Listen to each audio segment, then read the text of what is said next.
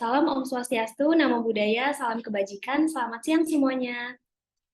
Sebelumnya, mari kita panjatkan puji dan syukur kehadirat Tuhan Yang Maha Esa yang telah memberikan rahmatnya sehingga pada hari ini kita dapat berkumpul dalam acara kegiatan webinar yang berjudul Pentingnya Kesehatan Mental Orang Tua dengan Anak Berkebutuhan Khusus. Perkenalkan, saya Anci dari Divisi Patient Care Education Enable, selaku MC dan moderator yang akan memandu berjalannya acara webinar pada siang hari ini. Nah, sebelum memulai acara, mari bersama-sama kita membaca doa terlebih dahulu. Berdoa menurut kepercayaan masing-masing, berdoa dimulai.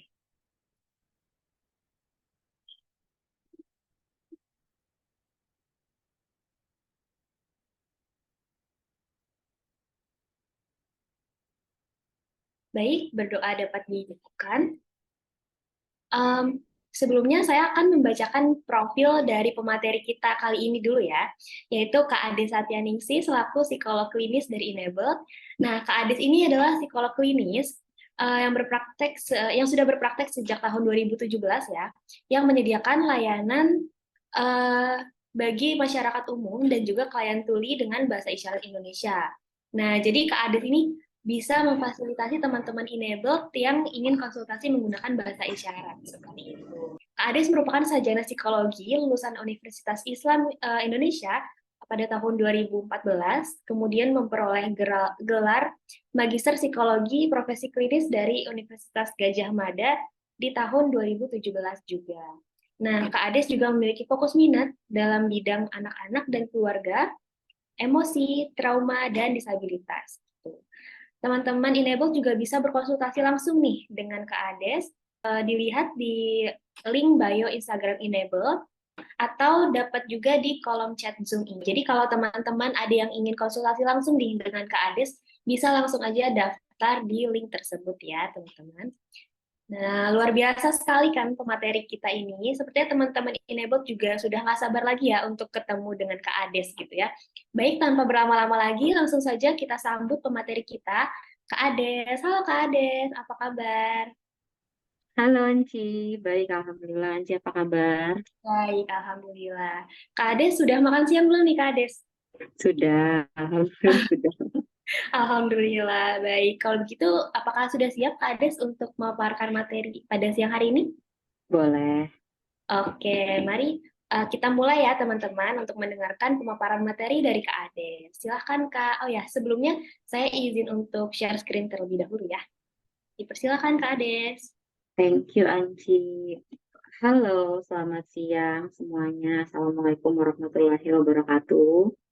Salam kenal teman-teman semuanya yang sudah bergabung ataupun yang sementara mulai masuk nih karena partisipannya terus bertambah dari tadi, ataupun teman-teman yang mungkin sudah daftar tapi tidak bisa ikut hari ini dan kayaknya nanti akan dapat rekamannya ya untuk materi yang hari ini kita akan bahas bareng-bareng. Ini adalah salam perkenalan saya. Ini juga saya sampaikan tidak untuk teman-teman aja, tapi untuk diri saya sendiri bahwa kesehatan mental kita itu sangat penting.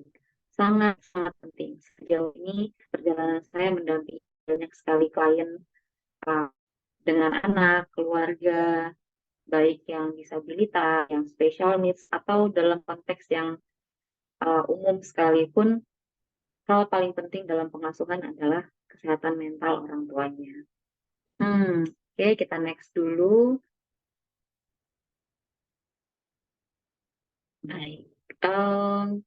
Saya mungkin sedikit share tentang perjalanan saya dengan teman-teman disabilitas dan juga teman-teman special needs. Jadi, um, awalnya saya pikir saya tuh baru mulai berkecimpung dengan dunia disabilitas setelah saya menjadi psikolog di 2017.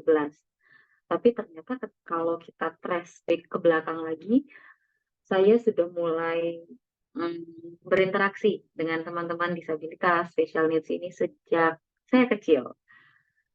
Jadi di sekitar rumah tuh kalau dengar cerita dari orang tua ya, di sekitar rumah kami tuh ada dua orang pemuda tuli yang tidak bisa berbahasa isyarat. Jadi dia kalau berkomunikasi dengan oral seadanya dan juga dengan gesture.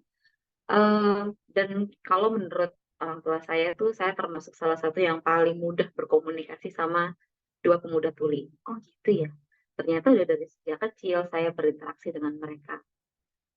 Kemudian hal yang mendorong saya jadi psikolog salah satunya karena sepupu saya terdiagnosa ADHD di usianya yang 8 bulan saat itu, dan makin diperkuat diagnosa di usianya 2 tahun sampai saat ini terdiagnosa ADHD atau ADHD.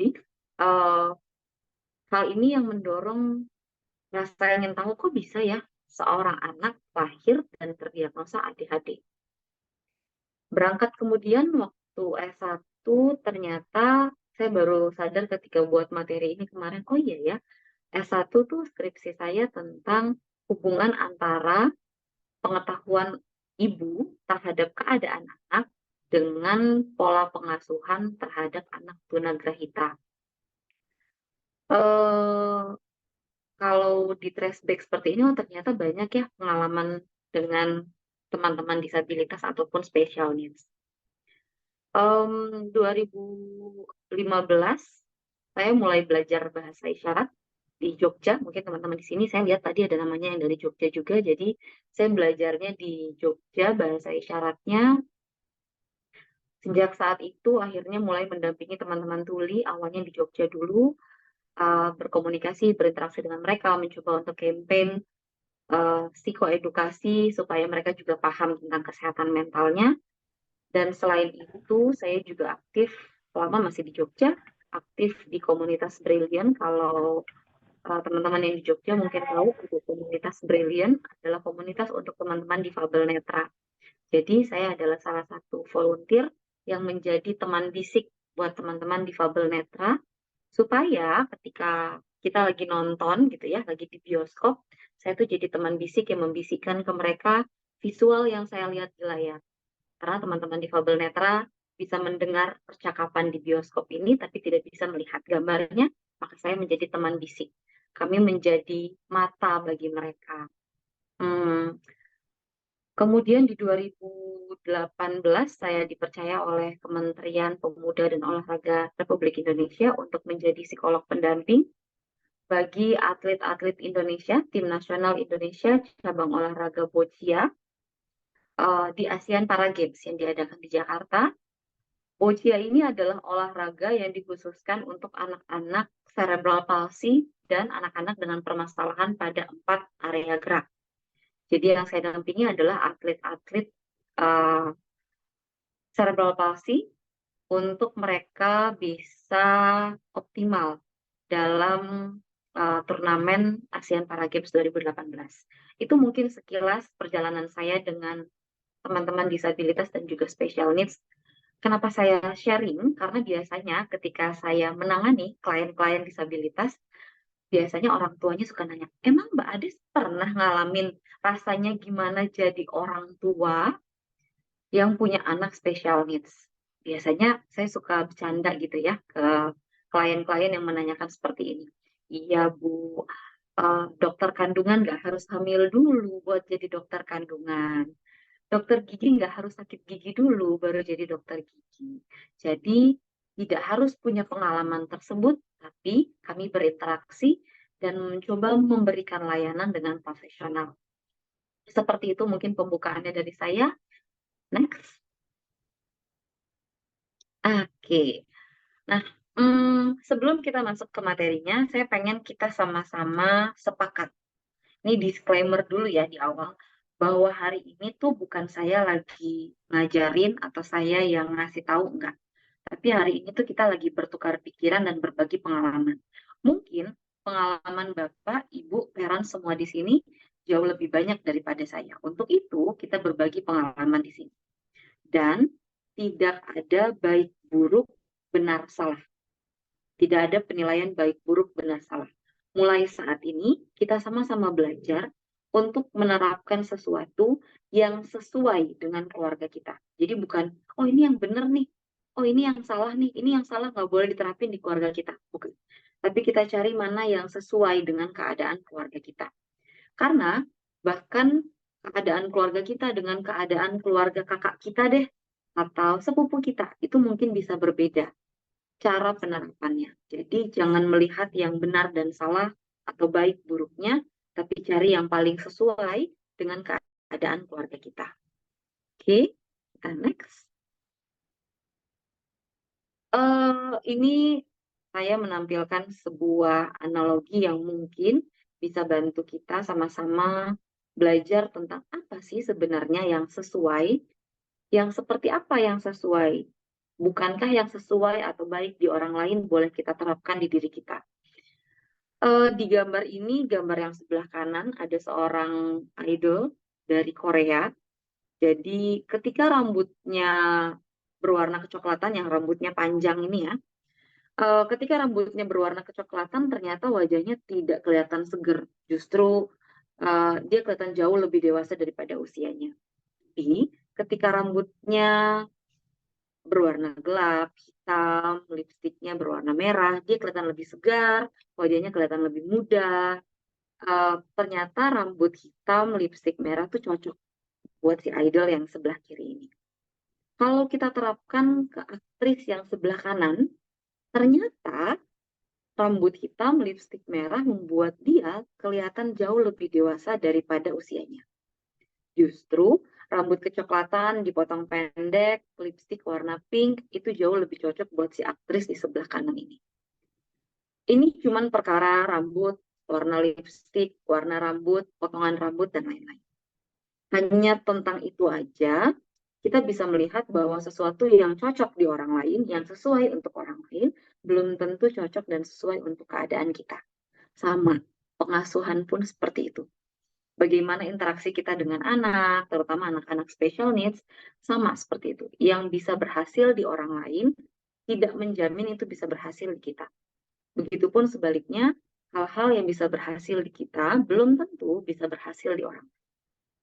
Jadi, inilah kenapa tadi sejak awal saya sampaikan bahwa yang kita cari adalah hal yang sesuai dengan keadaan kita. Bukan yang baik, buruk, benar. Gitu ya. Oke, next mungkin. Seperti yang tadi saya sampaikan bahwa sebuah cara yang cocok untuk anak lain belum tentu sesuai dengan keadaan anak kita.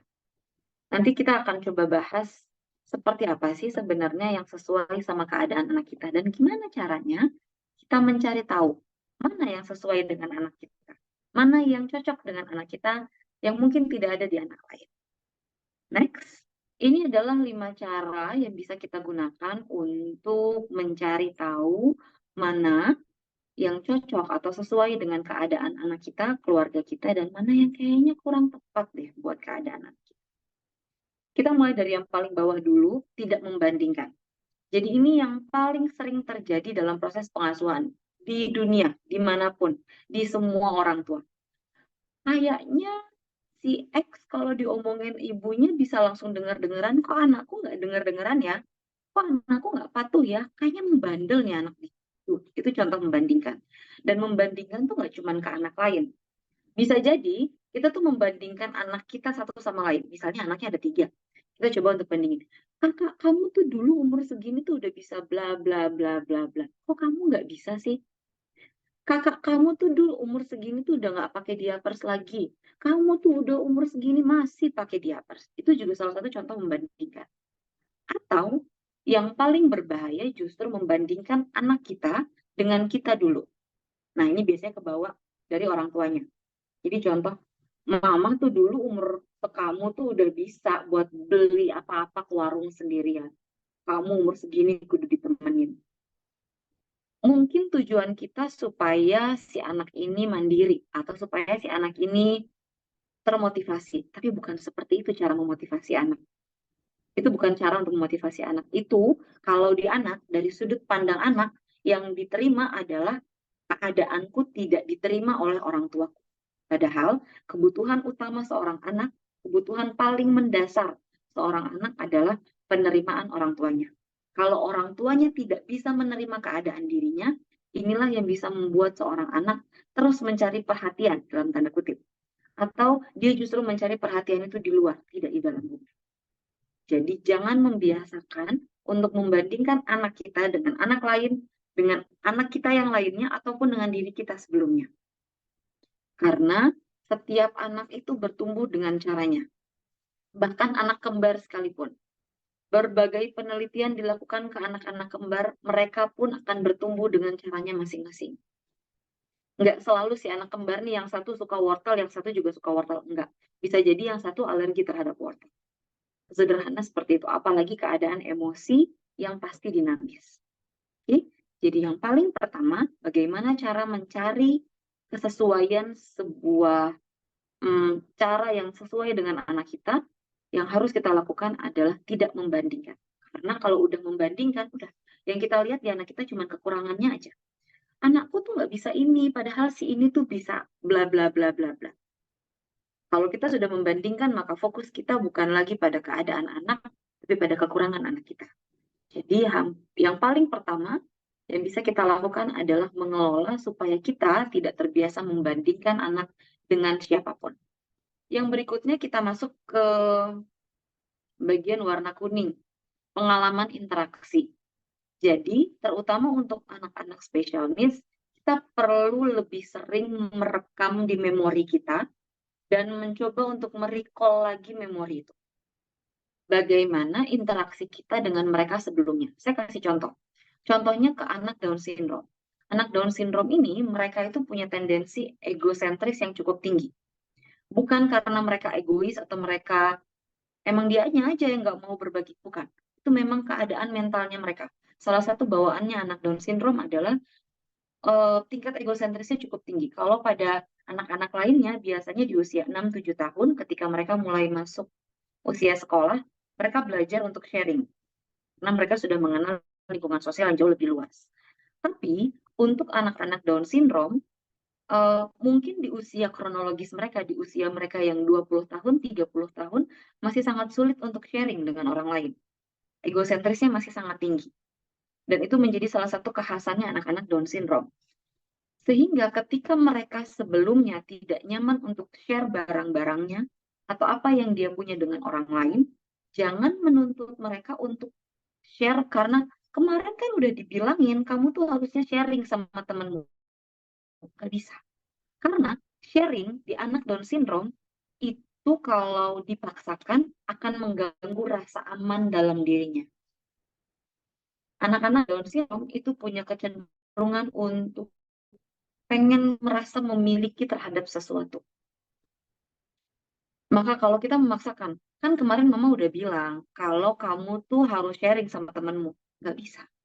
Buat mereka yang diterima adalah dari sudut pandang mereka, oh, mamaku memaksa aku untuk melakukan sesuatu yang tidak nyaman untuk aku. Karena memaksakan mereka untuk sharing itu sangat tidak nyaman. Sehingga yang perlu kita lakukan adalah mencoba merekam interaksi kita dengan mereka. Oh, anakku tuh nggak bisa sharing. Jadi kalau aku mau kasih ke anakku yang lain atau ke temennya, aku harus beli lebih dari satu. Dia harus punya untuk dirinya sendiri. Jangan dipaksakan. Mama udah bilang bla bla bla bla, itu nggak bisa. Kemudian misalnya contoh yang kedua. Oh, anakku nih selalu takut kalau pintunya dikunci. Contoh ya, dia kalau dikunci dari luar di kamar gitu ya, dia takut kalau dikunci. Jangan sampai kita memaksakan sesuatu karena menurut kita, kamu tuh udah gede, harusnya tuh bisa. Pada anak-anak special needs, untuk melatih mereka hal-hal yang mungkin menurut kita itu biasa saja, butuh waktu dan butuh perlahan-lahan. Butuh sistematis. Contoh, kalau memang mau melatih mereka tidur sendiri. Jadi awalnya tidurkan di satu kamar yang sama dengan kita, tapi kasurnya berbeda. Sampai mereka cukup nyaman, mungkin butuh 2-3 bulan sampai mereka cukup nyaman, baru pindah ruangan, tapi kita masih sering tengokin. Udah sering tengokin sampai mereka nyaman 2-3 bulan, kemudian baru pelan-pelan pintunya sedikit ditutup, tapi masih ada celah yang bisa kelihatan. Sampai mereka cukup nyaman seperti itu, baru kemudian kita latih untuk ditutup, tapi tidak dikunci. Jadi, untuk melatih anak-anak special needs, untuk melatih anak-anak yang punya kebutuhan khusus ini, kita perlu melihat dari kacamatanya mereka, bukan dari standar yang kita buat sendiri. Kita perlu banyak merekam memori interaksi kita dengan mereka. Oh, anak saya tuh nggak suka ini, anak saya tuh nggak nyaman dengan ini, anak saya tuh tidak suka ketika barangnya diberikan kepada bla bla bla gitu. Jadi merekam memori interaksi kita dengan mereka akan sangat bermanfaat membantu anak-anak ini bertumbuh dengan emosi yang jauh lebih sehat. Seringkali yang kita pikirkan adalah yang penting dia tuh bisa beraktivitas fisik, yang penting dia tuh bisa komunikasi. Padahal keadaan fisik seseorang, kemampuan komunikasi seseorang, bahkan pada anak-anak special needs, terutama pada anak-anak special needs, tidak bisa optimal ketika keadaan emosi atau keadaan mentalnya itu tidak diperhatikan. Nanti saya akan share tentang bagaimana hierarki kebutuhan manusia. Mungkin slide-nya setelah ini ya. Kita masuk ke poin ketiga yang mungkin bisa bantu parent semua di sini untuk tahu apa kira-kira yang sesuai dengan anak saya. Yaitu tentang kelebihan dan kekurangan. Mudah-mudahan kebaca ya. Di bagian warna merah ada tulisan kelebihan dan kekurangan. Oke. Beberapa parents yang datang, jadi saya tuh punya beberapa klien special needs yang datangnya berkala. Kalau tadi saya cek ada 12. Jadi mereka tuh datangnya ada yang per 3 bulan sekali, ada yang per 6 bulan sekali, bahkan ada yang datangnya per tahun. Setiap tahun, setahun sekali keluarga ini dengan anaknya datang. Ada klien cerebral palsy yang dia datang setiap kali ulang tahunnya. Jadi mau saya libur sekalipun, kalau itu hari ulang tahunnya, konseling tetap dibuka. Orang tua atau parents yang datang dengan anak-anak special needs ini biasanya keluhan di awalnya seperti ini. Mbak Hades, kata orang-orang sekitar saya tuh harus fokus ke kelebihan anak saya aja. Nggak usah lihat kekurangannya, karena akan bikin saya nggak bersyukur. Menurut saya, justru cara ini kurang tepat. Karena kalau kita cuma melihat kelebihannya aja, kita tidak akan mengantisipasi kekurangannya. Padahal, cara terbaik untuk memanusiakan manusia adalah dengan melihat sisi positif dan negatifnya, kelebihan dan kekurangannya. Menutup mata dari salah satu dari dua ini justru adalah cara yang salah ketika kita pengen bantu seseorang bertumbuh lebih sehat secara fisik dan juga emosional. Maka sangat penting untuk kita mengakui, jujur ke diri kita sendiri. Bisa loh dibantu pasangan untuk mencoba ngecek kira-kira kelebihan anak kita nih apa ya? Kekurangan anak kita nih apa ya? Banyak sekali hal-hal yang bisa kita kenali dari keadaan anak kita. Entah kelebihannya, entah kekurangannya, itu pasti ada. Pasti. Saya bisa jamin setiap anak pasti punya kelebihan dan kekurangan. Ini jaminannya 100%. Pasti ada kelebihan dan kekurangannya. Eh, saya punya ponakan saya ini terdiagnosa cerebral palsy. Eh, sekarang usianya 4 tahun kalau nggak salah.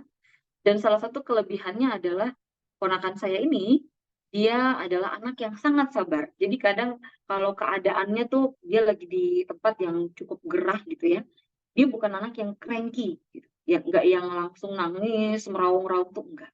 Jadi dia sangat sabar dengan keadaan. Tapi dia pelan-pelan mulai menunjukkan kalau dia tidak nyaman. Kelebihannya yang lain adalah um, dia nih cara menunjukkan ekspresi emosinya tuh sangat-sangat jelas.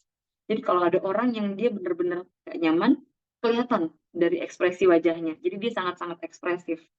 Kalau ada orang yang dia senang, salah satu orang yang sangat dia senengin adalah ayahnya, kakak sepupu saya. Jadi kalau ayahnya datang tuh mukanya langsung sumringah. Jadi saya selalu bilang bahwa dia ini anak yang selalu sangat-sangat ekspresif. Kekurangannya apa? Kekurangannya memang untuk makan, ponakan saya ini ibunya harus lebih pun lagi teliti lagi karena mempersiapkan makanannya. Jadi kakak ipar saya tuh selalu bawa makanan, tempat wadah makanan kemana-mana untuk bisa uh, menyiapkan makanan yang sesuai dengan keadaan ponakan saya ini. Jadi uh, yang lainnya ya karena ponakan saya ini cerebral palsy, untuk berinteraksi komunikasinya memang harus perlahan-lahan. Kita yang harus ngerti karena dia belum bisa berkomunikasi dua arah yang cukup jelas. Kekurangannya yang lain mungkin lebih rentan terhadap misalnya virus ataupun bakteri, jadi kebersihannya harus benar-benar dijaga, alat-alat yang digunakan juga harus benar-benar dijaga. Jadi mengenali kelebihan dan kekurangan seperti ini akan sangat membantu kita untuk proses pengasuhan yang sehat secara fisik ataupun secara emosional. Oke, poin keempat yang perlu kita lakukan untuk mencari cara yang sesuai untuk proses pengasuhan terhadap anak yang special needs ataupun disabilitas adalah fokus pada potensi diri. Hmm, Mbak Ade sama nggak ya antara kelebihannya anak dengan potensi diri anak? Dua hal yang berbeda tapi seringkali samar satu sama lain. Kelebihan seorang anak bisa mendukung potensi dirinya, tapi potensi dirinya anak tidak cuma kelebihannya. Oke, membingungkan ya? Mari saya jelasin. Jadi di 2018 ketika mendampingi atlet boccia, ada salah satu atlet, sebutlah namanya X. Dia nih salah satu kelebihannya adalah dia selalu on time. Jadi waktu itu kami tinggalnya di Wisma Atlet. Jadi dari dorm kami di tower itu ke dining hall itu cukup jauh. Sementara kami tuh sarapan mungkin jam 5 setengah 6 pagi. Oke, jam 5 setengah 6 pagi. Dan mungkin kami yang officialnya ini, yang psikolognya, coachnya, asisten coachnya, dan lain-lain, manajernya pun mungkin bisa datang setengah 6 lebih. Enggak. Dia 5.30 ketika dining hall itu dibuka, dia udah di situ. Oke? Dan dia sendiri tuh jalan dengan wheelchair-nya. Kemudian kelebihannya yang lain adalah dia sangat-sangat rapi. Jadi buat makan, mungkin parents di sini ada yang punya keluarga ataupun anaknya yang cerebral palsy, tahu ya, buat anak-anak cerebral palsy untuk makan dengan rapi itu agak cukup sulit. Tapi untuk atlet yang satu ini, makannya itu sangat rapi. Sekalipun ada yang tumpah, itu dia akan langsung bersihkan dengan tisu. Jadi dia kalau ngambil makanan di dining hall itu, kita makanannya itu kayak prasmanan gitu, jadi ngambil sendiri. Eh, Dia kalau ngambil makanan tuh pasti yang ekstra diberikan atau dia minta tuh adalah tisu buat dia membersihkan area sekitar makanannya. Itu kelebihannya dia. Kekurangannya ya salah satunya adalah kita kalau berkomunikasi dengan dia pasti pakai gesture atau mencoba untuk memahami dari ucapannya yang mungkin masih kurang jelas. Kemudian kekurangannya yang lain karena dia sangat on time, sangat rigid gitu ya. eh, Makan pun harus rapi. Jadi seringkali tuh mudah terpancing emosinya kalau ada teman-temannya yang lain tuh yang makannya berantakan. Jadi kadang kalau dia lagi makan di dining hall, dia bakal minta teman-teman yang lain buat geser, jangan deket-deket dia supaya areanya tuh nggak kotor. Kalau ada yang terlambat, dia jadi lebih mudah tersulut emosinya. Kemudian kalau misalnya waktunya istirahat, sekalipun sedang turnamen ataupun sedang latihan yang serius, gitu ya, dia akan tetap istirahat. Jadi si on time tadi ini bisa jadi kelebihan, bisa jadi kekurangannya dia. Tapi itu bukan potensi dirinya. Jadi, cara mencari potensi diri adalah kita mencoba observasi aktivitas dia sehari-hari. Contohnya di atlet yang ini, kita tuh selalu melihat bahwa setiap kali dia, jadi kalau atlet-atlet Indonesia dengan wheelchair tuh masih pakai wheelchair yang manual. Jadi yang mereka mencoba untuk memutar sendiri roda dari wheelchairnya ini. Sementara atlet-atlet dari luar kayak dari Korea, dari Jepang, dari mana-mana, dari negara-negara di luar, dari Singapura, mereka tuh sudah pakai wheelchair yang matic, jadi yang ada tombolannya gitu, terus tinggal ke kanan, ke kiri, ke depan gitu ya. Nah, atlet yang satu ini, si X ini, dia tuh dengan keadaannya yang seperti itu, dia bisa sangat akurat untuk supaya wheelchairnya tuh nggak sampai bersenggolan sama wheelchair lain, sekalipun dia ada di tempat yang cukup sempit. Jadi tingkat akurasinya sangat baik. Oke. Kemudian ketika dia menyuap, seperti contoh tadi ya, kelebihannya, nah ini nih, kelebihan tuh bisa mendukung potensi. Ketika dia menyuap makanannya ke mulut, itu dia selalu bisa, dan itu juga dilatih, dia bisa untuk langsung masuk ke mulut tanpa ada makanan yang tumpah. Kalaupun tumpah tuh kayak kuah yang tiba-tiba mulutnya kepenuhan gitu ya. Jadi tingkat akurasinya bagaimana dia menakar makanan yang dia masukkan ke sendok, kemudian dia masukkan ke dalam mulut, dia sudah tahu itu. Dengan tingkat akurasi yang seperti ini, maka dia diikutkan ke cabang olahraga boccia ini. Karena boccia ini adalah olahraga yang, jadi ada satu bola putih yang kita lemparkan ke tengah, terus ada dua atlet yang bertanding, melawan satu sama lain, satu dengan bola biru, satu dengan bola merah, mereka akan melempar bola, yang paling dekat dengan bola putih itu pemenangnya. Dengan kemampuan akurasinya yang seperti ini, maka kami meletakkan dia di cabang olahraga boccia.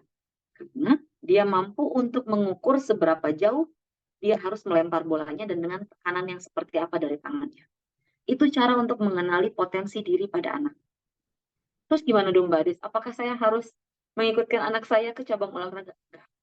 Itulah kenapa dibutuhkan konsultasi atau konseling dengan psikolog klinis untuk mengetahui potensi pada anak. Karena bisa jadi kita sebagai orang tua, saya pun baru belajar jadi orang tua, seringkali kita tuh jadi sulit untuk objektif menilai keadaan anak. Yang bisa menilai itu adalah profesional.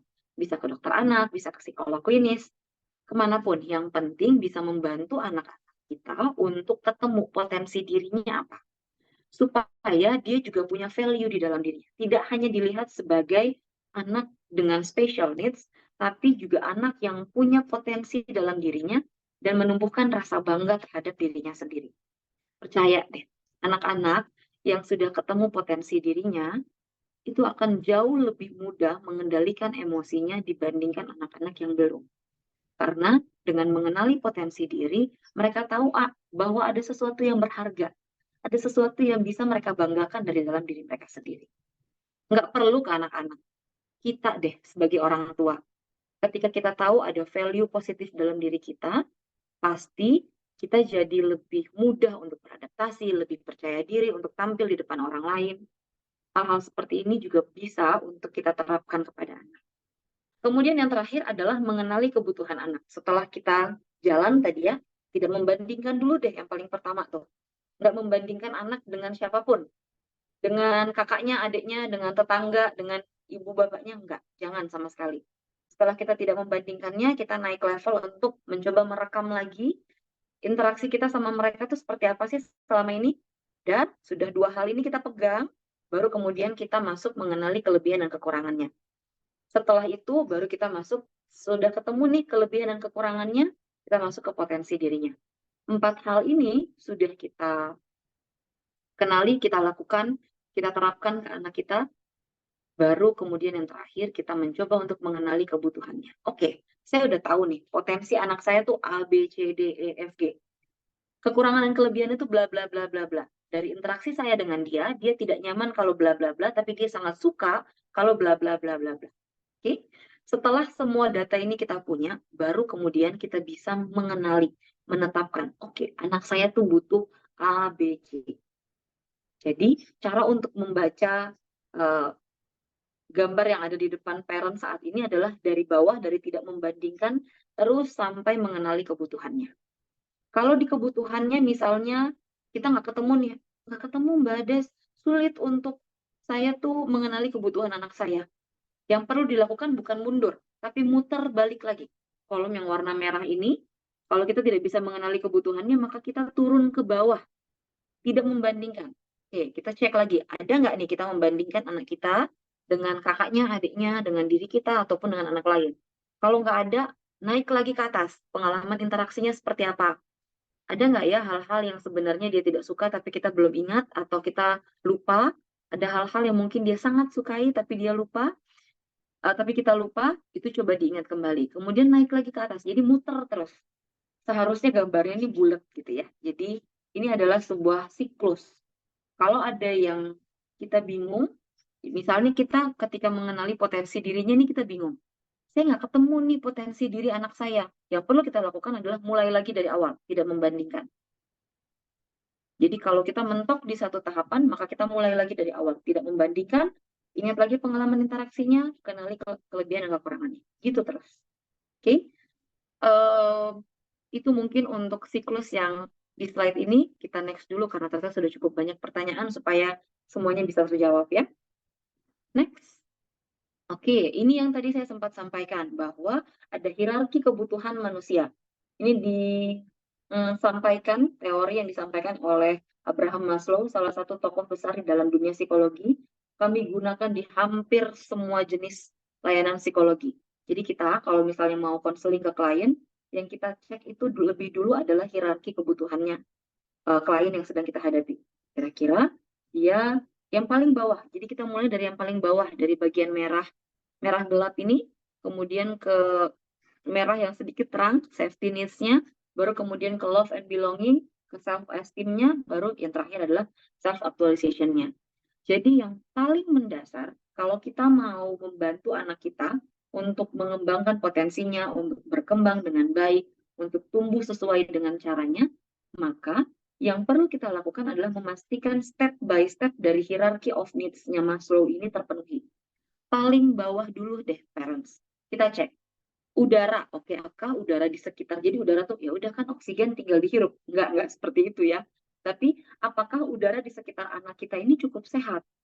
Contoh buat parents yang saya tinggalnya di Jabodetabek, jadi saat ini udara di sekitaran Jabodetabek ini agak kurang sehat kalau menurut uh, informasi, sangat tidak sehat, sehingga disarankan untuk menggunakan air purifier untuk menciptakan udara yang jauh lebih sehat. Baik, maka yang perlu dilakukan adalah mencari cara supaya anak kita terpenuhi dulu si physiological needs-nya. Udara, air yang bersih, makanan yang sehat, tempat tinggal yang sehat, yang aman buat anak, pakaiannya yang nyaman, jadi jangan memaksakan pakaian-pakaian yang terlalu sempit, atau pakaian-pakaian yang mungkin bikin mereka gatal gitu ya, dan juga keadaan reproduksinya. Mungkin pada anak-anak yang masih usia dini, si reproduksi ini diabaikan nggak apa-apa, tapi maksudnya mungkin lebih cenderung ke, misalnya anak-anak parents tuh, anak perempuan, biasanya di anak perempuan nih, sudah mulai masuk masa menstruasi. Kebersihannya seperti apa, kebutuhannya seperti apa yang perlu kita lakukan ketika mereka sedang masuk masa menstruasi. Atau pada anak laki-laki, misalnya tentang kebersihan alat kelaminnya dan lain-lain. Jadi, si physiological needs ini dipenuhi dulu, baru kemudian kita naik level ke safety needs. Keamanan dirinya seperti apa, kemudian kesehatannya seperti apa, barang-barang kesukaannya, properti ini barang-barang kesukaannya. Dia tuh sukanya barang apa aja ya, boneka seperti apa yang dia suka ya. Mungkin dia sukanya main Lego dan lain-lain. Jadi safety needs ini nggak cuma dia sukanya apa, tapi apakah yang dia sukai ini aman atau tidak. Oke? Kemudian setelah itu terpenuhi, baru naik level ke level yang ketiga, love and belonging. Seringkali satu hal yang selalu saya ingatkan ke klien-klien dengan anak-anak special needs ataupun klien dewasa yang special needs adalah jangan pernah berpikir bahwa karena kamu special needs, karena kamu disability, terus kamu nggak butuh gitu interaksi sosial sama orang. Dia tetap butuh untuk merasa dimiliki oleh lingkungan sosialnya. Jadi tetap aja ketemu teman-temannya, tetap aja ketemu kelas ataupun komunitasnya, tetap berikan interaksi dengan teman-teman seusianya, friendship. Kemudian yang berikutnya adalah keadaan di dalam keluarga. Kehangatan dari ibu ke anak, ayah ke anak, kakek, neneknya, saudara-saudaranya itu juga sangat penting. Merasa terkoneksi satu sama lain. Karena kalau si bagian love and belonging-nya ini diabaikan, maka yang paling mungkin terjadi adalah tendensi ke arah depresif. Bukan gangguan depresi ya, tapi depresif. Di mana perasaan tidak berharga itu mulai muncul. Perasaan sendiri, lonely, perasaan tidak dimiliki oleh siapapun, perasaan mungkin diabaikan oleh orang sekitar, sehingga yang kemudian muncul adalah pikiran negatif. Kayaknya emang aku nggak disayangin deh. Kayaknya karena keadaanku yang seperti ini, aku tidak dicintai dan bla bla bla. Ada seorang klien, klien saya ini keadaannya adalah dia ADHD, sorry, ya ADHD. Kemudian yang dia datang dan dia bilang bahwa saya pikir saya nggak butuh teman, saya pikir saya nggak butuh lingkungan sosial. Tapi semakin ke sini pikiran saya makin kacau. Jadi seperti ada orang berbicara di kepala saya. Mulai muncul nih halusinasi-halusinasi di kepalanya. Karena tidak ada interaksi dengan orang lain. Hakikatnya setiap manusia itu adalah makhluk sosial. Jadi mustahil ada manusia yang bisa hidup sendiri. Nggak mungkin. Manusia butuh koneksi dengan manusia lain dan koneksi itu perlu kita perhatikan agar koneksinya itu sehat. Misalnya nih, oh ya udah yang penting kan dia ketemu teman-temannya, atau ya nanti saya coba ketemuin anak saya dikumpulin sama teman-temannya, tapi ternyata di lingkungan pertemanannya itu dia dibully atau dia diolok-olok atau misalnya dia jadi bahan bercandaan, dia dicubit-cubit, ya nggak gitu juga. kita juga perlu untuk memperhatikan kira-kira lingkungan yang kita berikan untuk anak kita ini cukup sehat ataupun tidak. Oke, baru kemudian naik ke level yang keempat tentang esteem. Jadi bagaimana respect di dalam dirinya, membangun kepercayaan dirinya, statusnya dalam tatanan sosial itu sebagai apa, recognition-nya, kekuatan dalam dirinya apa saja, freedom, bahwa dia tuh boleh loh melakukan apa yang dia inginkan. Dia tuh punya hak. Haknya sebagai manusia tuh tidak boleh dicabut loh dari diri, sekalipun anak-anak kita ini special needs. Dia punya keinginan, dia punya harapan, dia punya mimpi. Strange ini jadi salah satu yang selalu saya utamakan ketika membahas tentang esteem. Strange ini kalau parents di sini mau lihat lagi di slide yang sebelumnya, itu pada bagian kelebihan dan kekurangan dan juga potensi diri. Nah, yang terakhir baru self-aktualisasi. Jadi, bagaimana cara kita mendorong anak-anak kita untuk mampu mengaktualisasikan dirinya sesuai dengan kemampuannya. Jadi jangan sampai, balik lagi ke poin pertama tentang tidak membandingkan, ada loh anak-anak cerebral palsy itu yang bisa jadi atlet boccia. Ayo kamu latihan biar jadi atlet juga. Enggak semua anak cerebral palsy harus jadi atlet boccia. Buat saya, ketika saya jadi psikolog pendamping timnas boccia kemarin, saya pengen anak-anak cerebral palsy di Indonesia, terutama parents, siapapun kalian yang punya anak cerebral palsy, punya sesuatu yang bisa mencerahkan. Bahwa anak-anak cerebral palsy itu punya kesempatan untuk jadi atlet. Tapi tidak harus semuanya jadi atlet. Oke? Nggak harus, oke, kalau gitu mulai sekarang semua anak cerebral palsy jadi atlet. Enggak. Mereka punya kesempatan buat jadi atlet, tapi tidak harus memaksakan buat mereka jadi atlet. Karena setelah saya ikut jadi psikolog buat tim Boccia ini, tiba-tiba di 2018 akhir itu banyak banget nih parents dengan anak cerebral palsy yang datang. Mbak Ades, gimana caranya supaya anak saya jadi atlet? Hah? Anaknya mau jadi atlet nggak, Bu? Nah, enggak, Mbak Ades. Pokoknya biar dia ada kegiatan aja. Oh, nggak bisa. Nggak bisa nih. Kita mencoba untuk cap cip cup milih kegiatan cuman supaya anak kita ada kegiatan. Nggak seperti itu caranya. Ingat pola yang tadi, tidak membandingkan, mengingat kembali interaksi, kelebihan kekurangan, dan kemudian mengenal potensi diri, baru kita tetapkan kebutuhannya. Jadi nggak karena di orang lain itu berhasil, terus di keadaan kita juga itu akan berhasil. Gitu ya. Parents di sini mungkin kalau misalnya sempat untuk membaca, mencari informasi tentang buku-buku atau yang mungkin suka baca buku, saya punya satu buku yang mungkin bisa dibaca atau kalau sempat dibahas bareng-bareng atau mungkin nanti Enable mau bikin pembahasan tentang buku ini juga boleh banget. Ini adalah salah satu buku favorit saya, bahkan modelnya udah cukup aur-auran gitu ya. Judulnya adalah Gentle Discipline dari Sarah Ockwell Smith. Ada versi bahasa Inggrisnya, versi aslinya, dan versi bahasa Indonesianya. Saya sudah baca dua-duanya, dan buku ini tuh bukan tentang pengasuhan sebenarnya. Tapi buku ini benar, Gentle Discipline. Uh, Buku ini tuh mengajarkan tentang bagaimana orang tua untuk mengasuh anak yang dibutuhkan adalah dia dengan dirinya sendiri dulu. Baru kita bisa mengasuh anak kita. Kalau kita tidak mencontohkan sesuatu dengan diri kita sendiri, maka akan jadi sesuatu yang sulit untuk mengajarkan ke anak. Manusia tuh kalau dari teori triun brain, disampaikan bahwa otak manusia itu terbagi atas 3. Mungkin bisa lihat dari kepala saya aja ya.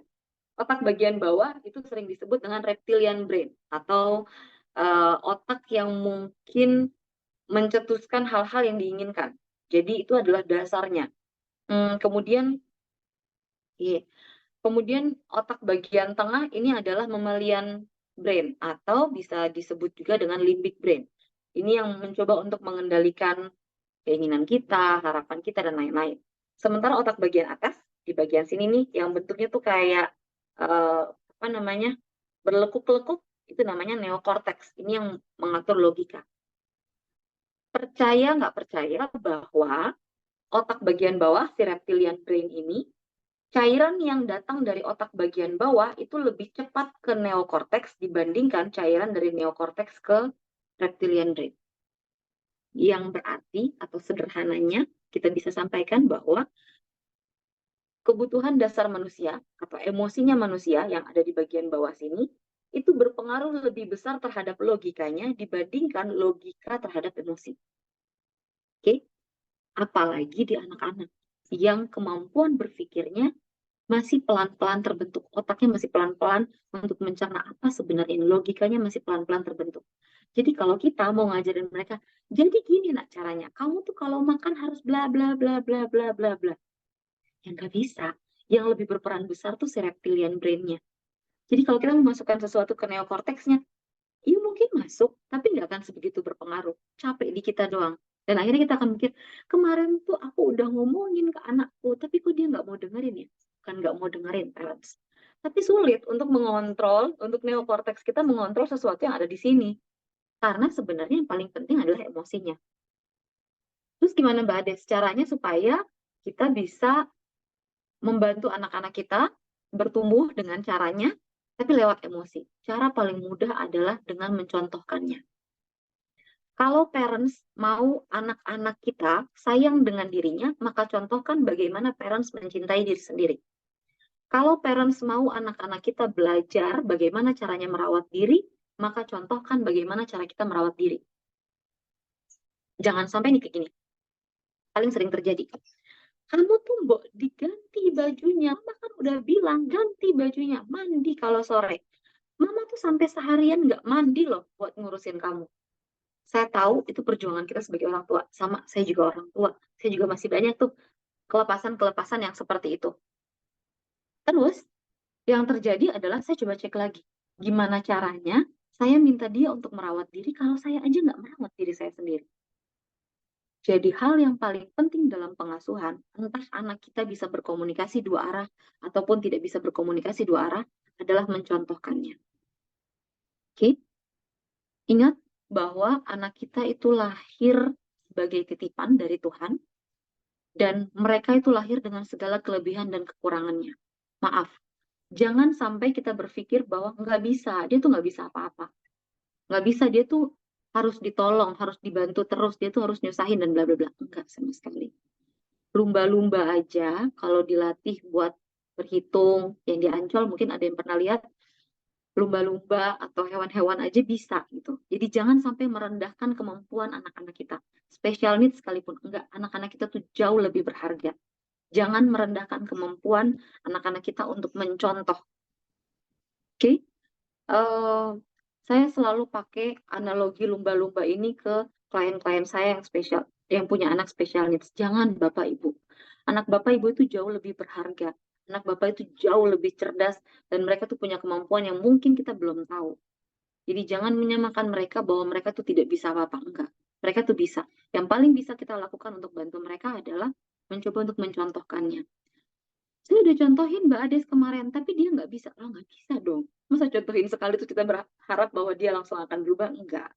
Kita perlu contohinnya secara berkala. Buat sesuatu menjadi habit kita, maka itu akan dengan mudah dicontoh oleh anak. Nggak usah jauh-jauh. Kita deh ke orang tua kita. Mungkin sekarang kita baru sadar, oh ternyata aku tuh suka banget nulis karena dulu aku suka lihat papaku suka nulis. Oh ternyata kok bisa ya aku tuh seneng banget jalan sore. Oh karena dulu aku tuh sering lihat mama papaku tuh kalau sore tuh jalan bareng-bareng berdua. Jadi apa yang pengen saya sampaikan di sini, modeling adalah salah satu konsep di mana kita melatih anak dalam proses pengasuhan melalui alam bawah sadarnya dengan mencontohkan.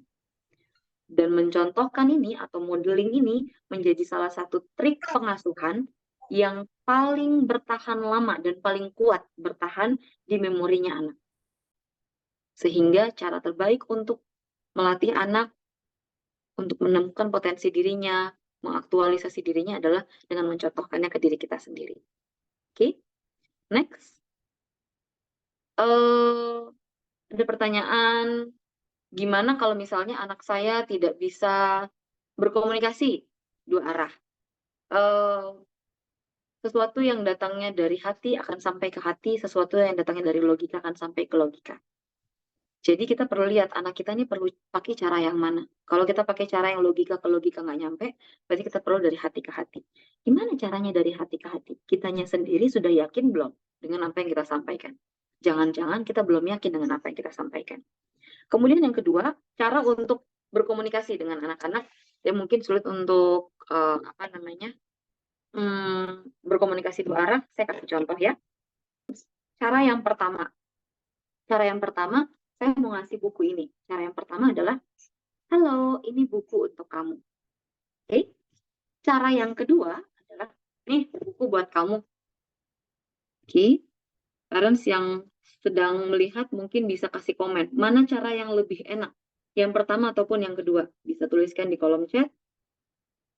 Cara yang paling baik yang mana? Yang pertama, yang pertama, yang pertama. Oke. Sepakat ya yang pertama. Oke, yang pertama, yang pertama, yang pertama. Baik. Padahal kedua cara ini tujuannya sama, memberikan buku. Yang berbeda dari dua cara ini adalah emosi di dalamnya. Ketika pertama, emosinya stabil. Ketika yang kedua, emosinya tidak stabil. Buku buat kamu. Maka kita belajar bahwa yang pertama kali diterima orang lain itu bukan pesannya, bukan kata-katanya, bukan apa yang mau kita sampaikan, bukan. Tapi emosi yang menyertainya. Sama, anak juga seperti itu. Kalau kita pengen pesan kita sampai, misalnya, kamu makan dong, nak. Ketika emosi kita tidak stabil, maka yang sampai ke anak adalah emosinya, bukan pesannya. Kalau kita pengen pesan kita sampai, tarik dulu diri kita sendiri, tenangkan dulu diri kita sendiri, baru kemudian kita sampaikan dengan emosi yang lebih stabil. Supaya pesannya sampai, bukan emosinya sampai lebih dulu. Karena kalau mau dicek, emosi atau pesan dulu yang lebih duluan sampai, emosi dulu yang lebih dulu sampai. Oke, next. Tapi apakah berarti kita nggak bisa nih Mbak Ades buat pakai logika ke logika? Bisa, bisa pakai logika ke logika. Atlet saya yang tadi saya ceritakan, atlet boccia ini, mereka tuh sebenarnya ada berdelapan, tapi yang salah satu ini yang cukup sering saya dampingi karena dia salah satu yang targetnya emas. Jadi setiap atlet tuh biasanya sudah punya targetnya masing-masing. Ada yang target poin, ada yang target perunggu, perak, emas. Nah, atlet yang ini tuh dia targetnya emas. Dan di masa kualifikasi tuh dia kalah 2 kali. Jadi dia kayak dapat poin paling rendah. Apa yang bikin dia kalah adalah karena misalnya dia skornya udah beda nih, udah 11-10, dia yang unggul 11. Emosinya dia, ambisinya dia pengen supaya jaraknya makin jauh. Jadi dia pengen skornya 18, lawannya tetap 10. Jadi memperbesar gap. Tapi karena emosinya sudah tidak stabil dengan ambisi ini, maka dia tidak bisa mengatur kontrol tangannya untuk bergerak melempar bola, dan yang terjadi justru dia yang kalah. Itu yang terjadi di 2 masa kualifikasi pertama. Kemudian kita ngobrol sebentar, kemudian saya tanya, dia tuh paling seneng apa namanya klub sepak bola apa? Terus dia liatin klub sepak bola idolanya yang saat itu kebetulan akan tanding di Liga Champion. Kalau nggak salah semifinal Liga Champion. Terus saya tanya ke dia, kalau misalnya tim kamu nih menang 1-0 lawan tim yang lainnya, apakah dia akan masuk ke semifinal? Dia ngangguk, iya berarti. Kalau dia menang 10-0, apakah dia akan masuk ke semifinal? Dia ngangguk lagi. Berarti dia paham nih. Oke, berarti sama aja dong. Dia menang 1-0 ataupun dia menang 10-0, sama-sama dia menang. Terus dia diem. Dia kayaknya tahu bahwa saya lagi nyindir dia dengan masa kualifikasi yang 2 tadi. Terus dia setelah itu cuma bilang bahwa mau tidur gitu. Dia mau minta diantar ke dormnya. Dia pulang tidur, besok paginya dia ngomong dengan gesture dan juga oral yang seadanya. Dia bilang bahwa hari ini yang penting menang, bukan banyak gitu. Dan benar, meskipun dia akhirnya dapatnya bukan ke emas, tapi menurut saya pencapaian terbesar dia bukan melawan tim lain, enggak, tapi melawan egonya sendiri. Seorang anak cerebral palsy yang belajar untuk melawan egonya sendiri. Dan itu makna dari olahraga seharusnya. Bagaimana seseorang mampu untuk mengendalikan egonya sendiri. Itu adalah salah satu cara bagaimana logika masuk ke logika. Jadi mau anak kita spesialis ataupun enggak harus juga pakai emosi ke emosi terus atau hati ke hati terus. Bisa kok sesekali kita pakai logika ke logika. Gitu ya. Next. Ini adalah sesuatu yang saya sendiri juga masih sementara belajar, bahwa hal tersulit dalam parenting adalah mengakui ketidakmampuan kita sebagai manusia. Karena seringkali kita pengen banget mengontrol semuanya sendiri sesuai dengan cara kita, tapi justru membebankan diri kita sendiri dan menjadi sumber masalah yang baru. Oke, next. Ada beberapa pertanyaan yang kemarin sudah sempat masuk, tim Enable mengirimkan ke saya dan saya coba menjawab, semoga bisa menjawab pertanyaan-pertanyaan lain yang serupa. Gimana caranya membentuk support system untuk membantu merawat anak? Karena pengasuhan biasanya terhambat karena rasa cemas, lelah, dan tidak minta pertolongan, akhirnya melampiaskan semuanya ke diri sendiri. Next. Oke, tahapan pertama, balik ke 5 poin yang tadi adalah mengenali kebutuhan anak. Kenali kebutuhan anak kita tuh apa aja. Kemudian yang kedua, adalah mencoba mengenali resource yang kita punya.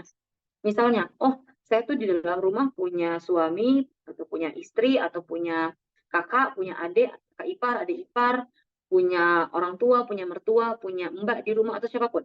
Resource yang ada dalam rumah. Oke? Sudah selesai, atau mungkin resource-nya nggak dalam rumah. Misalnya kita punya sepupu yang rumahnya dekat dan bisa dimintain tolong. Ya. Jadi setelah mengenali kebutuhan anak, kita kenali resource kita siapa aja. Kemudian selain kita kenali resource, kita juga perlu kenali merekanya mau bantu dan bisa bantu nggak. Mungkin sepupu kita contoh ya, sepupu kita ini bisa bantu, tapi dia nggak punya waktu, ya udah skip. Jadi yang seperti ini tidak perlu kita paksakan untuk, oh emang dianya aja nggak mau bantu, padahal emang dia sulit untuk meluangkan waktunya. Jadi yang pertama kenali kebutuhannya, kenali resource-nya, apakah mereka bisa untuk membantu, dan yang terakhir adalah kita perlu membuat list apa yang bisa mereka bantu. Oke. Hmm, contoh, misalnya saya nggak bisa nih kalau anak saya tuh makan sama orang lain, harus sama saya. Oke, nggak apa-apa, sama ibu nggak apa-apa buat makan anaknya. Tapi misalnya buat anaknya sore hari, supaya dia punya teman ngobrol, kita misalnya minta tolong sepupu kita yang sepantaran anak kita, jagain setengah jam aja. Buat dia punya waktu, teman ngobrol atau duduk di depan, dijagain. Terus sementara kita, dengan diri kita sendiri, istirahat sejenak, dan lain-lain. Jadi, saya selalu menyarankan klien-klien saya untuk menulis hal-hal ini. Jadi tulis dulu kebutuhannya apa, resource-nya siapa aja, dan apakah mereka bisa bantu atau tidak, dan apa yang bisa mereka bantu. Oke, kemudian setelah itu kita komunikasikan secara terbuka, terutama dengan suami ataupun dengan kakek neneknya. Ingat bahwa setiap orang di dalam rumah tuh punya tanggung jawab yang sama loh terhadap anak. Jadi jangan merasa, oh anak ini tuh cuma tanggung jawab aku sebagai ibu. Enggak. Anak ini tuh cuma tanggung jawab aku sebagai ayah. Enggak. Anak ini tanggung jawab bersama. Oke? Jadi jangan pernah membebankan itu semua ke diri kita sendiri. Meskipun saya tahu kata ini gampang banget buat saya ucapin, tapi tetap sulit untuk kita lakukan. Tapi perlahan-lahan untuk bisa meredakan emosi kita, merilis emosi kita, kita perlu untuk share tanggung jawab ini dengan orang-orang sekitar. Next. Oke. Dan yang berikutnya adalah kita perlu belajar untuk menyadari dan mengakui bahwa kita tidak bisa melakukan semuanya sendiri. Nggak akan pernah bisa. Tidak ada satupun manusia di dunia ini yang bisa melakukan semuanya sendiri. Bahkan baju yang kita pakai aja dibikinnya bukan sama kita sendiri. Mungkin sama orang lain. Jilbab, sepatu, meja, laptop, handphone yang kita gunakan bukan kita sendiri yang buat. Jadi nggak mungkin kita bisa melakukan semuanya sendiri, termasuk dalam pengasuhan. Nggak akan pernah bisa kita melakukan semuanya sendiri. Kita tetap butuh bantuan orang lain. Hmm, memaksakan diri untuk melakukan semuanya sendiri hanya akan semakin mempersulit keadaan. Maka perlu untuk berbagi tugas dengan pasangan dan keluarga, karena parenting adalah tanggung jawab bersama. Pengasuhan itu mungkin lekat dengan ibu, tapi bukan tanggung jawab utama ibu. Yang bertanggung jawab utama terhadap pengasuhan itu semua orang yang terlibat, bukan cuma seorang ibu. Oke, next. Nah, ini salah satu analoginya. Karena emosi, lelah, cemas, panik yang tadi sempat disebutkan di awal, itu kita tuh kayak lagi bawa kantong plastik terus diisi macam-macam barang ini nih. Emosi, panik, cemas, khawatir, sedih, bingung, takut, semuanya dimasukin ke dalam kantong.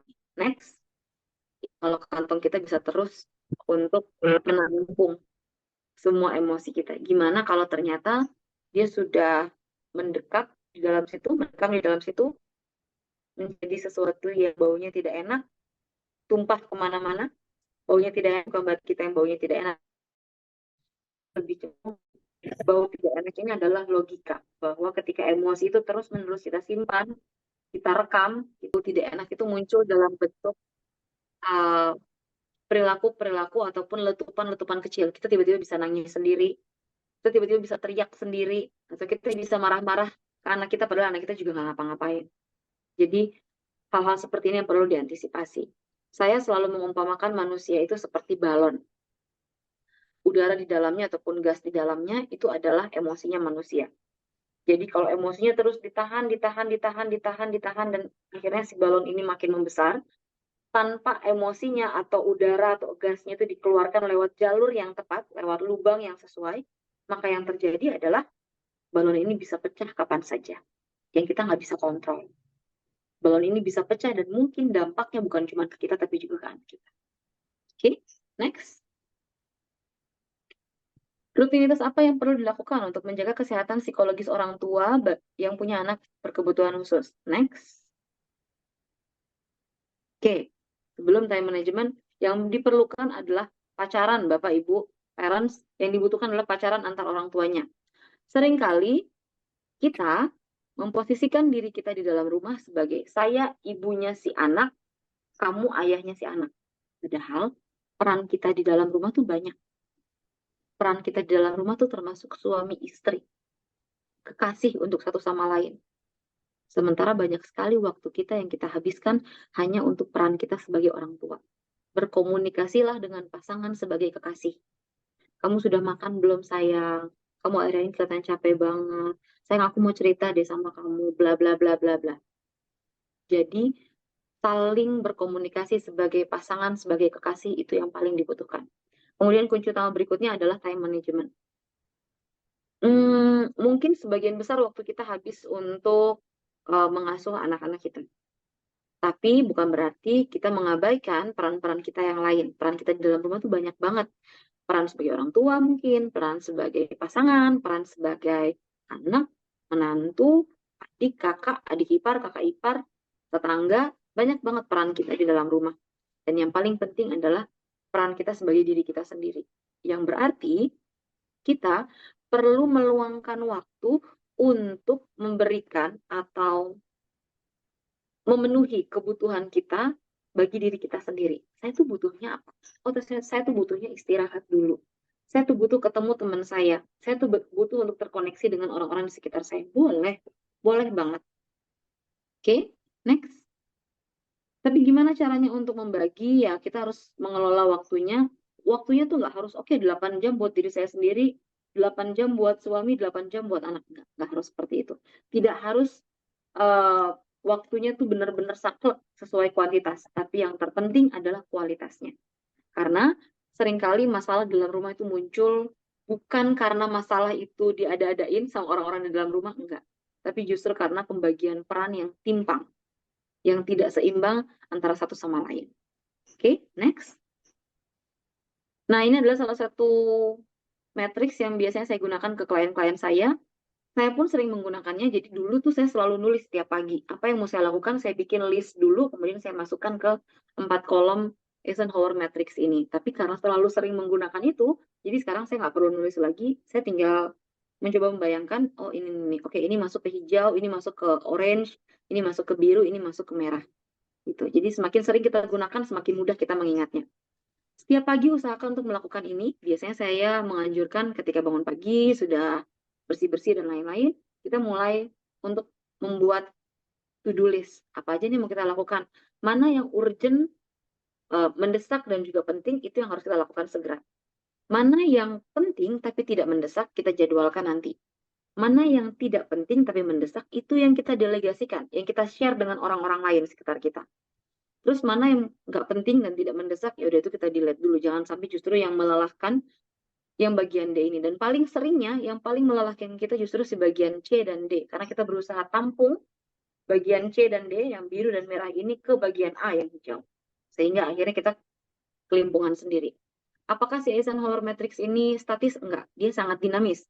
Bisa Bapak Ibu parents gunakan Mungkin di pagi hari yang di A ini cukup banyak, tapi mau kita delete, boleh, boleh banget. Jadi dia bisa digeser-geser kemana aja. Sesuai dengan keadaan kita di dalam rumah. Next. Gimana cara menciptakan atau menjaga suasana rumah agar sesuai dengan kebutuhan anak? Oke, next. Eh, Sulit untuk kita bisa mengontrol semua orang di dalam rumah. Mungkin ada sepupu, ketua, orang tua, kakak ipar, kakak, adik, adik ipar, yang mungkin tidak sepaham dengan cara kita mengasuh anak, mungkin tidak sepaham dengan cara kita bertingkah laku, mungkin kitanya aja mungkin dinyinyirin atau mungkin tidak sepaham dengan kita. Tapi buat seorang anak tuh yang terpenting, figur paling penting tuh kedua orang tuanya. Jadi nggak apa-apa kalau orang-orang sekitar ini tidak sepaham, tapi yang harus sepaham dan sejalan adalah kedua orang tuanya. Saya sama suami selalu beda pendapat, Mbak Ades. Boleh, boleh, boleh beda pendapat, tapi harus cari jalan tengahnya. Oke? Beda pendapat contoh, suami saya tuh mau anak saya tuh setiap pagi harus mandi dulu baru makan. Oke? Supaya nggak pakai baju tidur, makan, itu jadinya nggak bersih dan lain-lain. Mulutnya belum disikat, giginya dan bla bla bla misalnya. Sementara saya maunya tuh kalau pagi itu makan dulu supaya sekalian kotornya baru kemudian mandi biar sekalian gitu bersih-bersihnya. Terus siapa yang benar Mbak Ades? Dua-duanya benar. Dua-duanya tujuannya baik untuk anak. Oke? Yang bisa dilakukan dengan contoh case ini adalah oke, kalau pagi hari berarti si anak ini kita gantiin baju yang nyaman, dilap mukanya, disikat giginya, tangannya dibersihin pakai tisu basah, sudah, dia sudah tidak pakai pakaian tidur dan muka dan maupun giginya juga sudah cukup bersih, baru kemudian kita kasih makan, baru kita mandiin. Itu jalan tengahnya. Jadi jalan tengah itu bisa jadi mengambil sedikit dari saran Bapak, mengambil sedikit dari saran Ibu. Atau mengambil 70%, 30%, nggak penting proporsinya. Yang penting dilihat tujuan dari omongan suami ataupun istri ini apa. Kemudian kita cari jalan tengahnya. Oke, next. Cara mengatasi perasaan sedih, cemas saat merawat anak. Oke, next. Pertama, kita perlu mengenali ekspektasi kita terhadap anak. Karena biasanya sedih, cemas itu muncul ketika keadaan tidak sesuai dengan ekspektasi kita. Berarti nggak boleh dong Mbak Ades berekspektasi. Nggak gitu juga. Boleh berekspektasi. Saya pun setiap hari pasti muncul ekspektasi saya. Saya kayaknya pengen deh anak saya bla bla bla. Kayaknya pengen deh anak saya bla bla bla. Tapi balik lagi ke 5 poin yang awal tadi saya jelaskan. Kenali dulu keadaan anak, kebutuhan anak kita seperti apa. Ekspektasi ini boleh muncul, tapi harus bisa kita kendalikan. Mana yang kira-kira perlu untuk ditumbuhkan dan dampaknya baik buat keluarga kita, mana yang sebenarnya hanya ekspektasi kita sendiri. Bagaimana cara mengelola ekspektasi ini bisa parents lakukan berkonsultasi dengan psikolog klinis supaya bisa disesuaikan dengan keadaan masing-masing keluarga. Next. Kemudian yang kedua, selain mengelola ekspektasi adalah mencoba untuk menyadari bahwa anak bukan miniatur kita. Ini yang paling sering terjadi. Bahkan di diri saya sendiri pun masih sering terjadi ini. Kita selalu berharap bahwa anak kita tuh jadi seperti kita. Atau jadi versi terbaik yang kita inginkan. Ingat bahwa mereka tumbuh sesuai dengan caranya. Bukan manusia versi kecil dari diri kita atau harapan-harapan kita. Gak cuma ke anak-anak special needs, ke anak-anak manapun. Mama tuh dulu nggak berhasil kuliah di PTN, kamu tuh harus kuliah di PTN. Enggak. Mereka nggak harus menanggung beban itu. Lihat mereka dengan objektif sesuai dengan keadaan dan kebutuhannya. Next. Ketiga, komunikasikan emosi ini dengan pasangan. Makanya tadi saya bilang kita perlu untuk menjadi kekasih dengan pasangan kita. Mengkomunikasikan permasalahan yang sedang kita hadapi, perasaan yang kita rasakan, bertukar pikiran dengan pasangan akan sangat membantu kita menemukan perspektif yang lebih luas terhadap masalah. Seringkali masalah itu nggak buru-buru harus diselesaikan, dicari solusinya. Tapi punya perspektif yang lebih luas dan menyadari bahwa kayaknya aku mampu nih buat melewati ini. Itu jauh lebih penting. Oke, next. Yang keempat, ini biasanya sering saya latih ke parents-parents yang datang ke konseling dengan saya bahwa yang perlu parents sering lakukan adalah mengucapkan terima kasih ke anak. Karena seringkali yang ada di pikiran kita adalah, mama tuh udah berkorban buat kamu. Mama tuh capek buat kamu. Mama tuh udah menghabiskan seluruh waktu mama buat kamu. Papa tuh udah banyak biaya yang keluar buat kamu dan bla bla bla. Kita lupa bahwa sebenarnya ada banyak hal yang perlu kita ucapkan terima kasih ke mereka, dan mengucapkan terima kasih ke anak terbukti secara signifikan mampu mengelola perasaan negatif yang ada dalam dirinya seorang orang tua. Jadi luangkan waktu untuk mengucapkan terima kasih. Contohnya kayak gini misalnya, makasih adek udah kasih mama kesempatan buat belajar. Sebelumnya mama nggak tahu nih tentang hidrosefalus, tapi setelah adek lahir, mama jadi belajar lebih bersih, belajar lebih tekun, belajar lebih banyak tentang hidrosefalus. Makasih ya, Nak.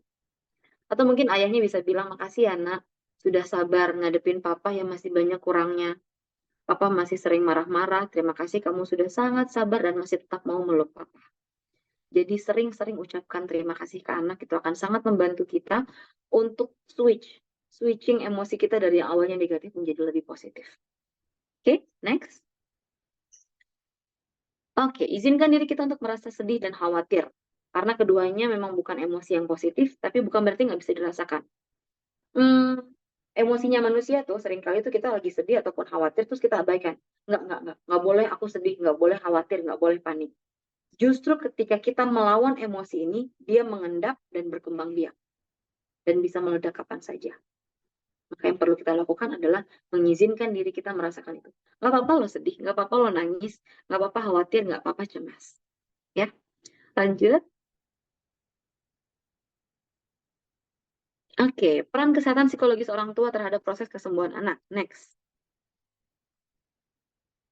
Eh, nggak cuma orang tua, tapi secara umum keadaan psikologis manusia itu sangat berpengaruh terhadap cara berpikirnya, cara mengatasi masalah, cara menghadapi keadaan yang sulit, bahkan kesehatan fisiknya.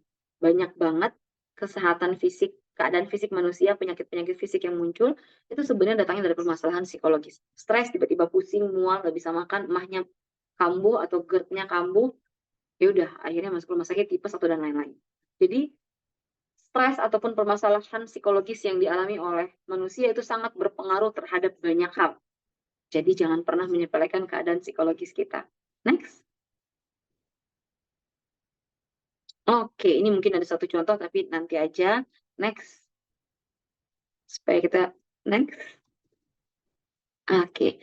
Parenting ini bukan sesuatu yang mudah karena dijalankan 24 jam sehari dan mungkin bisa kita lakukan sampai akhir hidup kita sebagai manusia. Kita bisa balik dulu sebentar. Slide sebelumnya yang mapping. Sebelumnya lagi. Saya kasih contoh. Misalnya ini saya ambil contoh perjalanan dari Cilegon ke Banyuwangi. 17 jam 12 menit dengan jarak tempuh 1.150 km. Bayangin kalau kita perjalanan dari Cilegon ke Banyuwangi dan nggak punya istirahat. Yang akan terjadi adalah kendaraan kita rusak, kitanya sendiri mungkin tidak fokus, kitanya sendiri kelelahan, dan mungkin bisa terjadi hal-hal yang tidak diinginkan di perjalanan. Next, maka yang perlu kita lakukan adalah beristirahat sejenak, melepaskan penat, melepaskan lelah, mampir ke rest area untuk bisa mengisi lagi energi. Nah itu tuh, mengisi energi, beristirahat sejenak, itulah pentingnya orang tua untuk berkonsultasi, berkonseling dengan psikolog, supaya bisa melepaskan beban-beban yang selama ini dirasakan setiap hari. Oke, next. Next lagi. Mengapa timbul rasa takut? Takut kehilangan dan bagaimana cara mengatasinya? Next. Oke. Hal yang paling menakutkan bagi manusia adalah kehilangan, terutama kematian. Ini nggak bisa dibandingkan dengan apapun. Ini adalah salah satu hal yang sangat menakutkan buat manusia. Tapi kenyataannya tidak ada manusia yang pernah punya kendali terhadap kematian. Tidak pernah satupun. Next. Satu-satunya kendali yang kita punya adalah memanfaatkan waktu dan kesempatan yang ada. Kalau kita terpenjara di rasa takut terhadap kehilangan, maka yang kita lakukan adalah pikiran kita fokusnya ke rasa takut itu. Sehingga kita tidak fokus pada apa yang ada di depan kita. Tidak fokus untuk pengasuhan yang lebih optimal, yang lebih sehat. Kita hanya fokus pada rasa takut terhadap kehilangan. Pada akhirnya, kita kehilangan apa yang sebenarnya sedang kita miliki. Oke, next. Rasa takut terhadap kehilangan itu sangat wajar dan bisa kita kendalikan dengan memanfaatkan waktu yang kita miliki dengan orang-orang yang kita cintai, terutama diri kita sendiri. Jadi kalau si rasa takut, cemas ini lagi muncul, salah satu hal yang sering saya anjurkan adalah mencoba mengambil waktu dengan diri sendiri. Jangan sampai ketika kita lagi punya rasa takut, cemas, khawatir ini, kita memaksakan diri untuk ada di dekat anak, yang mana anak-anak itu sangat sensitif terhadap emosi orang tuanya. Mereka bisa tahu keadaan emosi orang tuanya tanpa harus orang tuanya menceritakan keadaannya. Ingat, anak-anak itu pernah hidup dalam tubuh kita, ada di rahim kita, kita bernafas bareng-bareng, kita makan bareng-bareng, kita hidup bareng-bareng selama 9 bulan. Jadi jangan pernah meragukan koneksi antara anak dengan kita. Mereka tahu keadaan emosi kita lebih dari kita sendiri mungkin yang mampu menyadari emosi kita sendiri.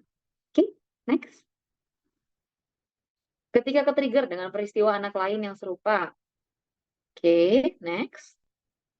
Kalau kita sudah sadar bahwa kita ke-trigger dengan informasi apapun itu, contoh kayak kemarin kita sempat mengalami pandemi COVID.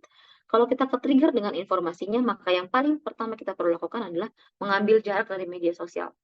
Jangan dulu sentuh media sosialnya, karena semakin banyak trigger yang masuk, semakin kita tidak bisa mengontrol keadaan diri kita.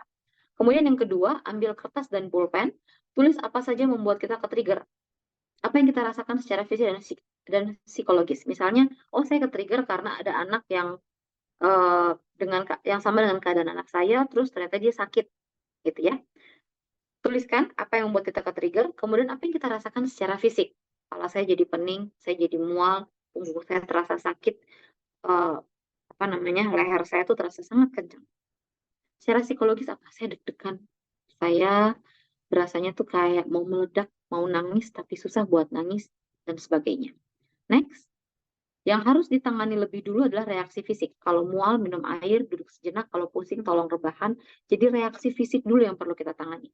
Kalau saya rasanya apa namanya, bagian leher, bagian belakang ini agak sedikit kencang, mungkin kita bisa berdiri sejenak, tarik udara, tarik nafas yang dalam, kemudian hembuskan perlahan-lahan, lakukan relaksasi pernafasan, kemudian lakukan mungkin bisa jalan-jalan sejenak di halaman, di taman, kemudian balik duduk. Oke? Setelah itu baru kemudian kita bisa melepaskan perlahan-lahan emosi yang kita rasakan. Jadi menangislah, bersedihlah sesuai dengan kebutuhan kita. Jangan pernah melarang diri kita untuk bersedih. Oke, next. Rasa takut, cemas, sedih, panik yang kita rasakan saat ke-trigger dengan informasi seperti ini tidak sama sekali mendeskripsikan kelemahan diri kita. Duh, aku nangis nih, aku lemah banget, masa jadi orang tua gini banget, orang tua lain aja nggak pernah nangis. Nggak ada orang tua yang nggak pernah nangis. Jadi, ketika kita sedih, kita takut, kita cemas, kita panik, kita bingung, kita marah, itu tidak sedikit pun mendeskripsikan kelemahan kita. Justru, ketika kita ke-trigger dengan informasi yang seperti ini, itu adalah bukti seberapa besar cinta dan harapan yang kita punya untuk anak-anak kita, sehingga kita nggak mau anak-anak kita mengalami hal yang sama. Jadi itu bukan kelemahan, itu justru kekuatan kita. Oke, next.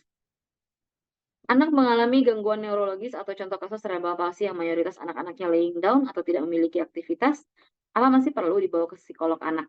Next. Nih, ini adalah atlet-atlet saya, beberapa yang dari Indonesia, ada yang dari luar. Mereka adalah atlet-atlet Boccia, cerebral palsy, yang tetap berkonsultasi dengan psikolog dan tetap berkarya. Next. Jadi, ketika parents bawa anak-anak cerebral palsy ataupun yang laying down ke psikolog klinis dengan tujuan mengoptimalkan keadaan mereka. Anak saya itu bisanya apa aja ya? Anak saya itu kelebihan kekurangannya apa ya? Gimana ya caranya untuk mengembangkan potensinya dia?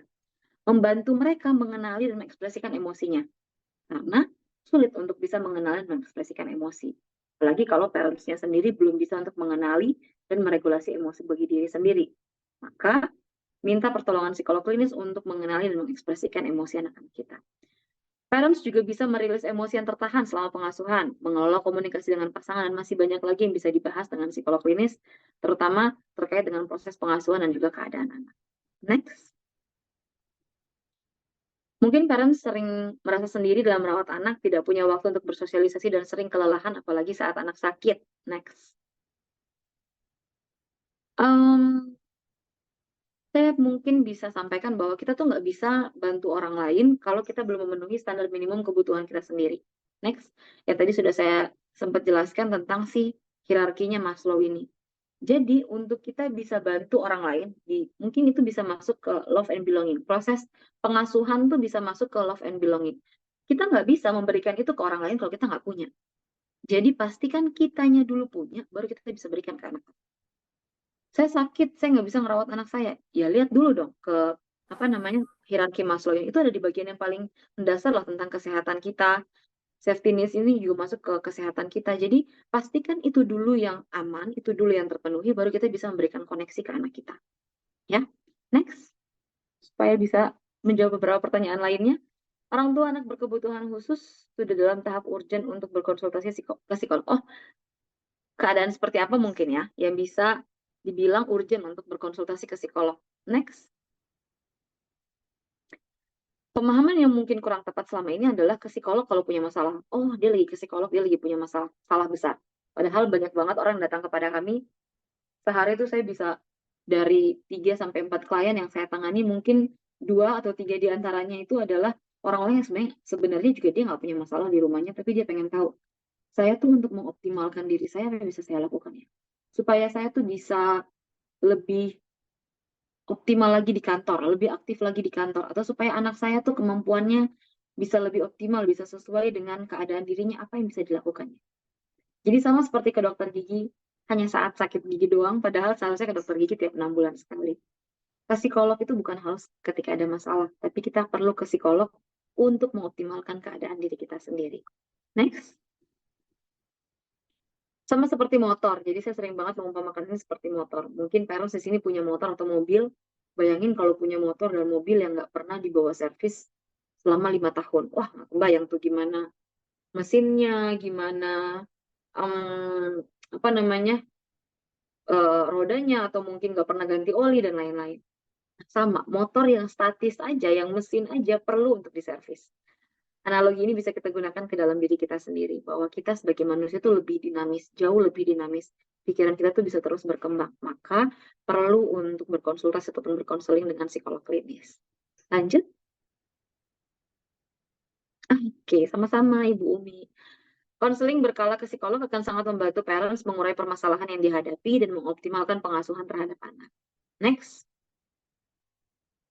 Cara merawat anak dengan baik selama orang tua itu sendiri sedang sakit. Next. Yang bisa kita lakukan, balik lagi ke Eisenhower Matrix yang tadi, bisa parents coba dulu di rumah, pelan-pelan, ini nggak bisa dilakukan langsung sekali jadi gitu ya. Jadi perlu dilatih setiap hari, setiap pagi, coba gunakan si Eisenhower Matrix ini. Isinya satu persatu, jadi isi dulu yang A, kemudian pindah ke yang B, yang C, kemudian D. Setelah dibikin, boleh direvisi lagi, kayaknya yang A ini bisa dibikin ke B deh. Terus yang A ini bisa juga dipindahin ke C deh. Jadi bisa direvisi berulang-ulang. Silahkan, next. Oke, terakhir, masih sama, saya pengen sampaikan bahwa memang hal tersulit dalam parenting adalah mengakui ketidakmampuan kita sebagai manusia. Dulu, saya tuh sebelum punya anak, saya tuh ikut segala macam les. Jadi, cara mengasuh anak, cara melatih anak baca tulis, dan lain-lain. Saya pikir harus jadi orang tua yang sempurna supaya bisa jadi ibu yang baik buat seorang anak. Padahal sebenarnya dalam proses pengasuhan yang dibutuhkan anak-anak kita adalah orang tua yang mau mengakui dan memeluk ketidaksempurnaannya sendiri. Jadi semangat berproses, parents. Next. Mencintai diri kita sendiri bukan sebuah bentuk keegoisan, ini justru cara terbaik supaya kita bisa melakukan pengasuhan yang sehat. Next. Pengasuhan ini sebenarnya adalah sebuah perjalanan menemukan diri kita sendiri. Semangat berproses, semoga apa yang saya sampaikan bisa bermanfaat. Monggo silakan kita bisa masuk ke sesi tanya jawab. Terima kasih. Baik, terima kasih banyak Kak Ades atas pemaparan materinya. Mungkin semoga materi tersebut dapat bermanfaat juga ya buat ibu-ibu dan bapak. Nah, sekarang saatnya saya izin untuk membacakan pertanyaan-pertanyaan yang tadi sudah banyak sekali ya, sepertinya di kolom chat Zoom seperti itu. Untuk pertanyaan pertama nih Kak, bagaimana kalau orang lain mengatakan perbandingan anak kita dengan anaknya atau dengan orang lain gitu? Gimana Kak kalau untuk perbandingan seperti itu? Oke. Apakah suara saya terdengar? Terdengar. Oke, baik. Kalau orang lain membandingkan anak kita dengan anak yang lain, kita nggak bisa ngontrol ya apa yang dilakukan orang lain. apa yang dilakukan orang lain kita tuh nggak bisa kita kontrol. Kita nggak bisa mengendalikan keadaan orang lain, bahkan mengendalikan perasaan pasangan kita, anak kita, orang tua kita tuh kita nggak bisa. Yang bisa kita kendalikan adalah diri kita sendiri. Untuk mengantisipasi perbandingan-perbandingan seperti ini, kita sendiri yang perlu mengenali kemampuan anak kita, potensi anak kita, kelebihan dan kekurangannya. Coba deh misalnya parents misalnya sebenarnya tahu masak enak gitu. Semua orang bilang masakan parents enak. Terus ada orang bilang kayak gini, ih kayaknya masakan kamu nggak enak deh, lebih enak masakan si X. Ketika kita tahu bahwa sebenarnya masakan kita itu enak dan orang-orang di sekitar kita muji, mau dia ngomong apapun nggak akan masuk ke kita. Oke? Jadi cara mengcounter seperti ini adalah dengan mengenali keadaan kita sendiri. Kenapa kita ke-trigger dengan omongan seperti ini? Karena kita sendiri bingung dengan keadaan anak kita. Kita sendiri mungkin masih belajar pelan-pelan untuk menerima keadaan anak kita. Sehingga ketika ada omongan seperti ini, kita jauh lebih sensitif. Bukan berarti omongannya benar, enggak sama sekali. Bukan berarti perilakunya benar, enggak. Perilakunya salah, tapi kita tidak bisa mengontrol perilakunya tersebut. Atau kalaupun di saat itu parents punya kemampuan untuk meng-counter back, bisa sampaikan seperti ini. Iya, alhamdulillah, kalau memang seperti itu, doain aja ya supaya anak saya bisa bertumbuh dengan baik. Semoga omongan ibu bisa jadi doa baik buat anak saya. Gitu aja. Eh, Kalau punya kemampuan, tapi kalaupun enggak, untuk mengatakan seperti itu, ya udah tinggalkan. Dan lebih baik untuk tidak lebih sering berinteraksi dengan orang-orang seperti ini, karena akan sangat mengganggu keadaan kesehatan mental kita sendiri. Ingat, yang paling penting adalah keadaan kesehatan mental kita. Karena itu akan berdampak ke anak kita. Bukan omongannya dia, ataupun dia pun mungkin nggak akan bantu ketika kita lagi mengasuh anak-anak kita. Seperti itu ya. Terima kasih Kak Ade, semoga menjawab pertanyaannya ya Bu. Untuk pertanyaan kedua nih Kak. Kak, Mhm. saya ibu 3 anak, 8, 6, dan 4 tahun. Anak terakhir didiagnosa suspek ADHD, ADHD dan speech delay. Belum Mhm. belum paham bahasa, apalagi bicara cukup menyita emosi saya. Mhm. Kondisi kami 4 tahun terakhir pindah domisili 3 kali. Terakhir saat ini kami di Banyuwangi dengan minim tempat terapi, Kak. Suami Wallace, dengan keadaan ini, saya mau heboh sendiri lama-lama capek karena tidak full support. Saya harus bagaimana nih, Kak? Oke. Sebenarnya sekarang itu sudah cukup banyak layanan konsultasi online. Oke, meskipun memang untuk anak-anak yang terdiagnosa ADHD ataupun speech delay itu lebih disarankan untuk dilakukan terapi offline karena kita akan melatih interaksi satu sama lain. Kalau kita yang dewasa untuk interaksi secara online kayak gini mungkin masih oke, tapi kalau ke anak-anak itu akan butuh effort lebih besar. Tapi yang paling penting justru ibunya dulu yang berkonsultasi secara online untuk bisa dipandu cara-cara yang mungkin bisa dilakukan di rumah. Jadi gimana caranya meskipun mungkin di daerah gitu ya, sulit untuk akses ke layanan tumbuh kembang ataupun berkonsultasi secara offline dan lain-lain, mungkin parents bisa berkonsultasi dulu secara online untuk dapat tools. Oke, tools apa nih yang bisa kita gunakan di rumah? Contoh, untuk anak-anak speech delay. Salah satu yang bisa kita gunakan adalah mencoba untuk memperhatikan makanannya. Berikan makanan yang lebih melatih dia untuk mengunyah. Jadi jangan diberikan makanan-makanan yang lembut terus. Tapi makanan yang dia yang kriuk, yang mungkin yang eh, seperti cumi itu kan agak sedikit alot gitu ya, jadi dia harus dikunyah berulang-ulang. Yang seperti itu akan sangat membantu keadaan mulut anak untuk membantu proses speech delay itu supaya tertangani. Kemudian contoh lainnya, jangan biasakan anak untuk ngemut sesuatu. Itu akan sangat mengganggu proses pertumbuhan di dalam mulutnya. Jadi kalaupun anak masih ngedot, pelan-pelan diganti pakai sendok atau pakai gelas. Contoh yang lainnya, misalnya kalau dengan anak-anak speech delay ataupun ADHD, yang perlu dilakukan parents adalah ketika ngomong dengan anak, jadi misalnya anaknya di sini ya, anak kita kan biasanya lebih pendek daripada kita ya, maka yang perlu kita lakukan adalah turun sejenak, kontak matanya dijaga setara dengan anak, kemudian omongannya jangan terlalu cepat. Misalnya ngomong, nak, besok kita mau ke rumah nenek. Udah selesai, biarin anaknya main, karena biasanya anak ADHD cukup aktif. Setelah dia main, balik lagi, sounding berulang-ulang tapi dengan mulut yang diperlihatkan. Nah, besok kita ke rumah nenek. Kemudian yang berikutnya yang bisa dilakukan ke anak-anak speech delay adalah mencoba untuk menggunakan satu bahasa. Jadi jangan sampai Misalnya hari ini pakainya bahasa Jawa, besok pakai bahasa Sunda, besok pakai bahasa Indonesia, besok pakai bahasa Inggris. Oke, untuk anak-anak spesial lebih dianjurkan untuk menggunakan satu bahasa khusus untuk mereka. Itu mungkin buat parents yang tadi bertanya sedang di Banyuwangi, mudah-mudahan bisa segera berkonsultasi secara online. Dan sekarang layanan kesehatan mental yang online cukup banyak dan harganya pun cukup terjangkau. Semoga bisa membantu ya. Baik, terima kasih Kak. Semoga jawabannya membantu ya. Untuk pertanyaan selanjutnya nih Kak, bagaimana melihat potensi anak jika anak belum bisa komunikasi dua arah? Dan mungkin saya lanjutkan, usia berapa juga kita bisa tahu potensi anak? Oke, jadi gini parents, untuk anak-anak special needs, kita perlu melihat usia anak tuh dari dua sudut pandang. Sebenarnya nggak cuma special needs, semua anak. Tapi khusus untuk anak-anak special needs, kita perlu melihat dari dua sisi. Chronological age dan juga mental age. Jadi kalau dalam ilmu psikologi, kami punya dua hal ini. Nah, di psikologi kami punya alat tes. Jadi anak tuh nggak harus berkomunikasi, nggak harus ngobrol. Tapi ada alat tes, tes gambar, tes main, play therapy, sensory therapy, banyak sekali alat main yang bisa digunakan untuk bisa mengetahui potensi anak. Nah, di usia berapanya tergantung dari usia kronologis dan juga usia mentalnya anak. Jadi bisa jadi nih contoh, saya kasih contoh ke anak-anak cerebral palsy. Mungkin usianya bisa 20 tahun, usia kronologisnya. Tapi bisa jadi usia mentalnya mungkin 5 atau 6 tahun. Nah, kita nggak bisa nih pakai alat tes buat anak usia 20 tahun. Kita pakai alat tes untuk anak usia 5-6 tahun. Jadi mengikuti mental age-nya. Kita perlu melihat itu. Kalau parents pengen tahu potensi anak di dalam rumah, jadi pengen mulai dari dalam rumah dulu deh. Coba diikutin step yang tadi, yang 5 step tadi.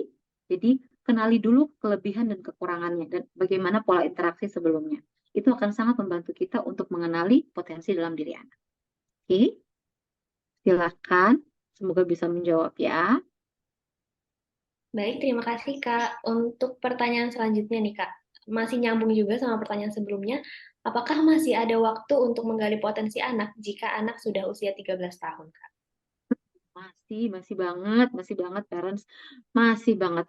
Eh Paling dewasa yang pernah saya tangani bukan berarti batasnya ya, tapi paling dewasa yang pernah saya tangani adalah klien Down syndrome usia 34, 35. Orang tuanya berusaha untuk cari tahu kira-kira mental age-nya di mana, apa yang bisa mereka lakukan, dan ternyata kita ketemu kalau dia itu suka banget menggambar abstrak. Jadi dia tuh menggambar, jadi pakai kanvas, tapi menggambarnya tuh pakai pulpen. Jadi dia menggambar menggunakan pulpen dan gambarnya abstrak itu sangat-sangat bagus. Dan saat ini dia sedang, lokasinya di Jogja, si klien ini, dia sedang, kebetulan saya punya eh, om yang juga seorang pelukis. Jadi saya minta untuk dia ikut, kalau mau silakan datang, silakan minta diajarin. Dan akhirnya sekarang dia sudah 3 bulanan buat jadi pelukis dengan pulpen, dengan tinta pulpen gitu. Jadi buat kenali potensi anak nggak pernah ada kata terlambat, tapi perlu sekarang.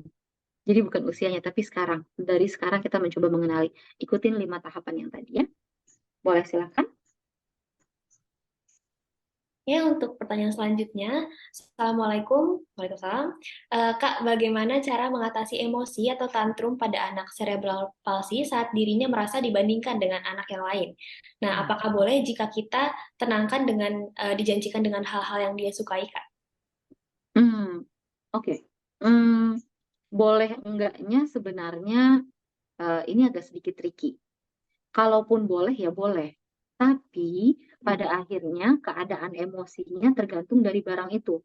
Iya kalau barang itu bisa terus-menerus kita penuhi. Dan akhirnya anak jadi lebih cenderung rasa memiliki. Ingat ya, eh, anak-anak special needs ini keinginan untuk merasa memiliki itu cukup besar. Jadi kalau kita menjanjikan barang ataupun makanan, maka pemenuhan kepuasan dirinya adalah lewat barang-barang ini. Contoh, misalnya, si anak ini senang banget makan lollipop. Udah, tenang, tenang, tenang. Tenang ya nak. Gak usah nangis, nanti mama beliin lollipop. Jadi, yang terekam di anak adalah, oke, kalau aku sedih, kalau aku marah, emosiku negatif, maka harus ada pemenuhan kepuasan lewat oral. Jadi, setiap kali dia sedih, yang dia butuhkan adalah pemenuhan kepuasan oral. Bisa jadi nanti dia jadinya main ludah, atau dia jadinya enggan makan atau makan berlebihan. Jadi menjanjikan hal-hal seperti ini, boleh nggak bolehnya, sesekali boleh parents, tapi jangan jadikan pattern utama untuk mencoba menenangkan anak. Yang pertama, usahakan proses pembandingan itu tidak datang dari diri kita, dari orang tuanya. Kalau orang lain mau membandingin, ya udah kita nggak bisa ngontrol itu seperti yang tadi saya sampaikan. Kemudian yang kedua, ketika kita tahu bahwa anak kita sedang dibandingkan, kemudian dia tantrum, yang kita perlu lakukan adalah mencoba memberikan pelukan. Karena anak-anak cerebral palsy, anak-anak special needs, apapun itu, ketika mereka merasa terancam, rasa amannya, tadi ya sepertinya seperti si dibandingkan ini kan mengancam rasa aman mereka terhadap diri mereka sendiri. Yang mereka butuhkan adalah sensasi fisik bahwa mereka aman. Ingat, ketika dibandingkan, anak itu merasa tidak aman dengan dirinya sendiri. Maka berikan sensasi fisik, yaitu rasa aman dengan pelukan. Kita peluk, kita tenangkan, ditepuk-tepuk pelan-pelan, dielus-elus kepalanya, sampaikan, nggak apa-apa, orang lain nggak tahu adek tuh hebatnya apa. Mama tahu adek hebatnya apa. Anak mama kan jago kalau ganti baju sendiri sekarang udah bisa. Kemarin bantuin mama bikin kue ya, hebat banget. Nanti mama kasih tahu mereka ya, supaya mereka tahu kehebatan adek apa aja gitu. Jadi meskipun butuh latihan untuk terus bisa menenangkan klien-klien seperti ini. Seperti beberapa klien cerebral palsy pernah sekali ada yang tantrum karena ibunya salah bawain sepatu, ketika mau konseling ibunya salah bawain sepatu, terus dia tantrum. Saya bilang gini, oh jadi kamu maunya sepatunya yang warna apa? Terus dia nunjuk warna sepatu saya biar samaan. Maka yang kita lakukan adalah di minggu depan kalau ketemu lagi, kamu dong yang pilihin sepatunya.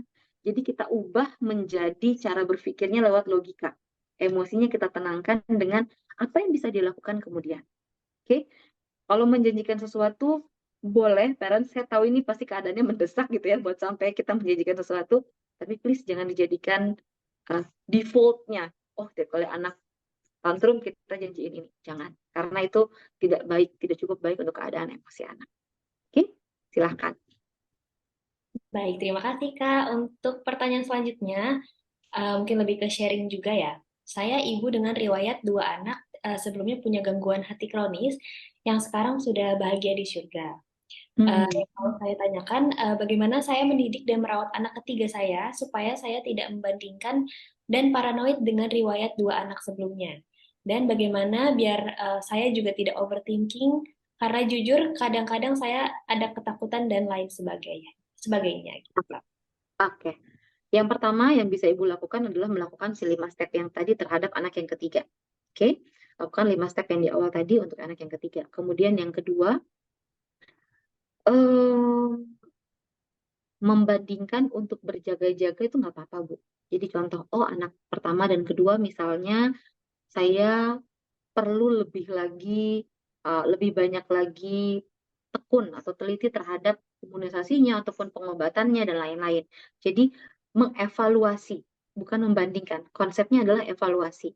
Oh, sebelumnya tuh apa aja ya yang perlu saya perbaiki? Misalnya sebelumnya tuh saya nggak memperhatikan makannya, terus sebelumnya saya tidak memperhatikan minumannya dan lain-lain. Maka yang ini saya harus memperhatikannya. Yang ketiga, menurut saya dari pertanyaan itu lebih cenderung merujuk pada emosi kehilangan yang sebelumnya itu belum selesai. Proses grievingnya, meskipun juga kita nggak bisa maksain harus cepat selesai ya Bu, eh, saya lebih menganjurkan Ibu mungkin bisa berkonsultasi, konseling dengan psikolog untuk bisa rilis emosi terhadap kehilangannya. Supaya proses pengasuhan terhadap anak yang ketiga itu bisa jauh lebih netral, bisa jauh lebih objektif terhadap anak yang ketiga. Tapi melakukan dua yang pertama ini bisa dilakukan di rumah ditambah dengan berkonseling dengan psikolog ya. Oke, silakan. Oke, untuk pertanyaan selanjutnya, bagaimana kami sebagai orang tua bisa menerima bahwa anak kami memang anak berkebutuhan khusus, yaitu Dandy Walker syndrome, dan berbeda dengan anak lainnya. Rasanya saya menjadi sedih sendiri jika bahkan kami orang tuanya seringkali merasa berat untuk menerima kondisi spesialnya, meskipun kami sangat amat menyayanginya gitu, Kak. Dan bagaimana Mhm. dengan orang lain yang bisa menerimanya. Dan sharing juga kalau akhirnya kami menjadi trauma dan takut untuk memiliki anak lagi. Gitu. Oke, Kira-kira. oke. Ini memang salah satu hal yang paling sering dibahas oleh parents dengan anak berkebutuhan khusus dengan special needs. Jadi biasanya kalau ada parents yang datang nih, Mbak Ade, saya mau konseling gitu ya, saya mau terapi untuk anak saya. Oke, apa yang diinginkan gitu? Saya pengen anak saya tuh bisa bla bla bla bla. Saya pengen anak saya tuh emosinya bisa lebih belajar mengelola emosinya, mengenal emosinya dan lain-lain. Oke, boleh. Tapi bapak sama ibu dulu ya, 3 sesi sama saya, baru kemudian saya sama anak. Kenapa seperti itu? Karena hadiah terbaik atau hal terbaik yang bisa diberikan orang tua ke anak adalah mereka berdua ini punya hubungan yang sehat. Bukan berarti baik terus atau nggak berantem terus ya, tapi hubungan yang sehat. Baru kita bisa mengasuh anak dengan sehat. Nah, kenapa saya butuh 3 sesi dengan orang tuanya? Karena saya perlu tahu luka yang dimiliki ibunya, luka yang dimiliki ayahnya, dan kemudian mengkomunikasikan keduanya di sesi yang ketiga. Oke, baru kemudian saya bisa masuk ke anaknya. Sama dengan case yang barusan Anci bacakan, em, saya pengen sampaikan memang nggak pernah mudah, tidak pernah mudah. Tapi apa ya, ini tuh sesuatu yang sangat personal tentang penerimaan. Nggak bisa kita pakai logika, teori segala macam. Tapi saya pengen sharing tentang perjalanan soal seseorang yang terdekat saya gitu ya. Jadi saya punya kakak sepupu yang tadi saya ceritakan, saya punya ponakan cerebral palsy. Kakak sepupu saya ini punya istri, mereka berdua, anak pertamanya eh, sudah dewasa, kemudian anak keduanya ini cerebral palsy. Kakak ipar saya ini tuh naik turun ya, sebagai ibu pasti ada aja gitu ya. Aduh, kasihan banget anakku dan lain-lain. Tapi kakak saya ini selalu bilang bahwa apapun yang terjadi, jatuh bangun sekalipun, kita bareng-bareng ngasuh anak kita. Jadi yang dibutuhkan oleh parents adalah saling menguatkan satu sama lain. Boleh jadi si suaminya yang jatuh atau putus asa atau hilang harapan, si istrinya yang membangkitkan. Boleh jadi istrinya yang hilang harapan, si suaminya yang membangkitkan. Satu sama lain. Kemudian yang kedua adalah mencoba mengikuti 5 tahapan yang tadi, yang tidak membandingkan, mencoba untuk mengenali interaksi kita dengan anak dan lain-lain ini bisa sangat membantu kita melihat anak secara objektif. Jadi fokusnya ke keadaannya, bukan ke kekurangannya. Ya. Yang ketiga yang bisa kita lakukan adalah mencoba untuk mencari tahu apa yang bisa kita lakukan untuk meredakan emosi kita. Contoh, oh aku tuh ternyata setiap kali jalan-jalan misalnya ya, terus ngeliat anak lain, aku cukup ke-trigger, sedih gitu dengan keadaan anakku, kok anakku nggak bisa seperti itu ya, dan lain. Maka yang perlu kita lakukan adalah mengucapkan terima kasih ke anak. Makasih ya anak, berkat kamu, berkat kehadiran kamu, mama sama papa belajar banyak banget. Termasuk belajar lebih tekun dalam doa, belajar saling menguatkan satu sama lain, dan lihat hal-hal positif yang kita punya sejak kita punya anak ini. Oke, terakhir tentang ketakutan untuk punya anak lagi. eh, saya tahu bahwa di Indonesia mungkin masih kebanyakan ada stigma terhadap anak-anak special needs. Ah, ini orang tuanya aja nih yang bla bla bla. Mungkin dulu bapaknya bla bla bla atau ibunya bla bla bla. No, sama sekali tidak. Itu sepenuhnya adalah kuasanya Tuhan, bukan kendalinya manusia. Saya cukup aktif di komunitas tuli, di teman-teman tuli. Ada sangat banyak ibu tuli, ayah tuli, anaknya dengar. Ayah dengar, ibu dengar, anaknya tuli. Jadi ini bukan tentang bagaimana keadaan orang tuanya. Dan tidak pernah ada jaminan tentang anak kedua ataupun anak ketiga kita. Maka yang perlu kita lakukan adalah mencoba untuk fokus ke keadaan anak kita dan melihat dia dengan objektif bahwa kehadiran dia pasti ada manfaat baiknya di hubungan kita dengan pasangan. Gitu ya.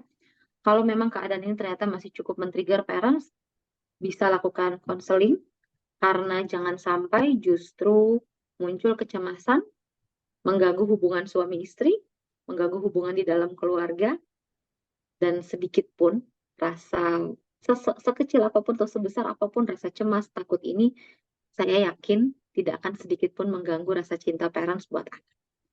Oke, silahkan untuk pertanyaan berikutnya. Mungkin pertanyaan tadi adalah pertanyaan terakhir ya, Kak, untuk Mhm. sesi pertanyaan kali ini karena durasi yang terbatas juga gitu ya. Terima kasih pada peserta atas pertanyaannya dan untuk teman-teman yang masih ada atau orang tua yang masih ada pertanyaan atau mau konsultasi dengan Kak Ades, secara langsung bisa daftar di link yang ada di bio Instagram Enable atau bisa juga dilihat di kolom chat Zoom ya. Mungkin tidak terasa ya, kalau sesi webinar siang ini sudah hampir berakhir. Sesi selanjutnya adalah sesi foto bersama. Seperti itu. Jadi mungkin bisa untuk mengaktifkan kameranya untuk yang bisa. Satu, dua, tiga.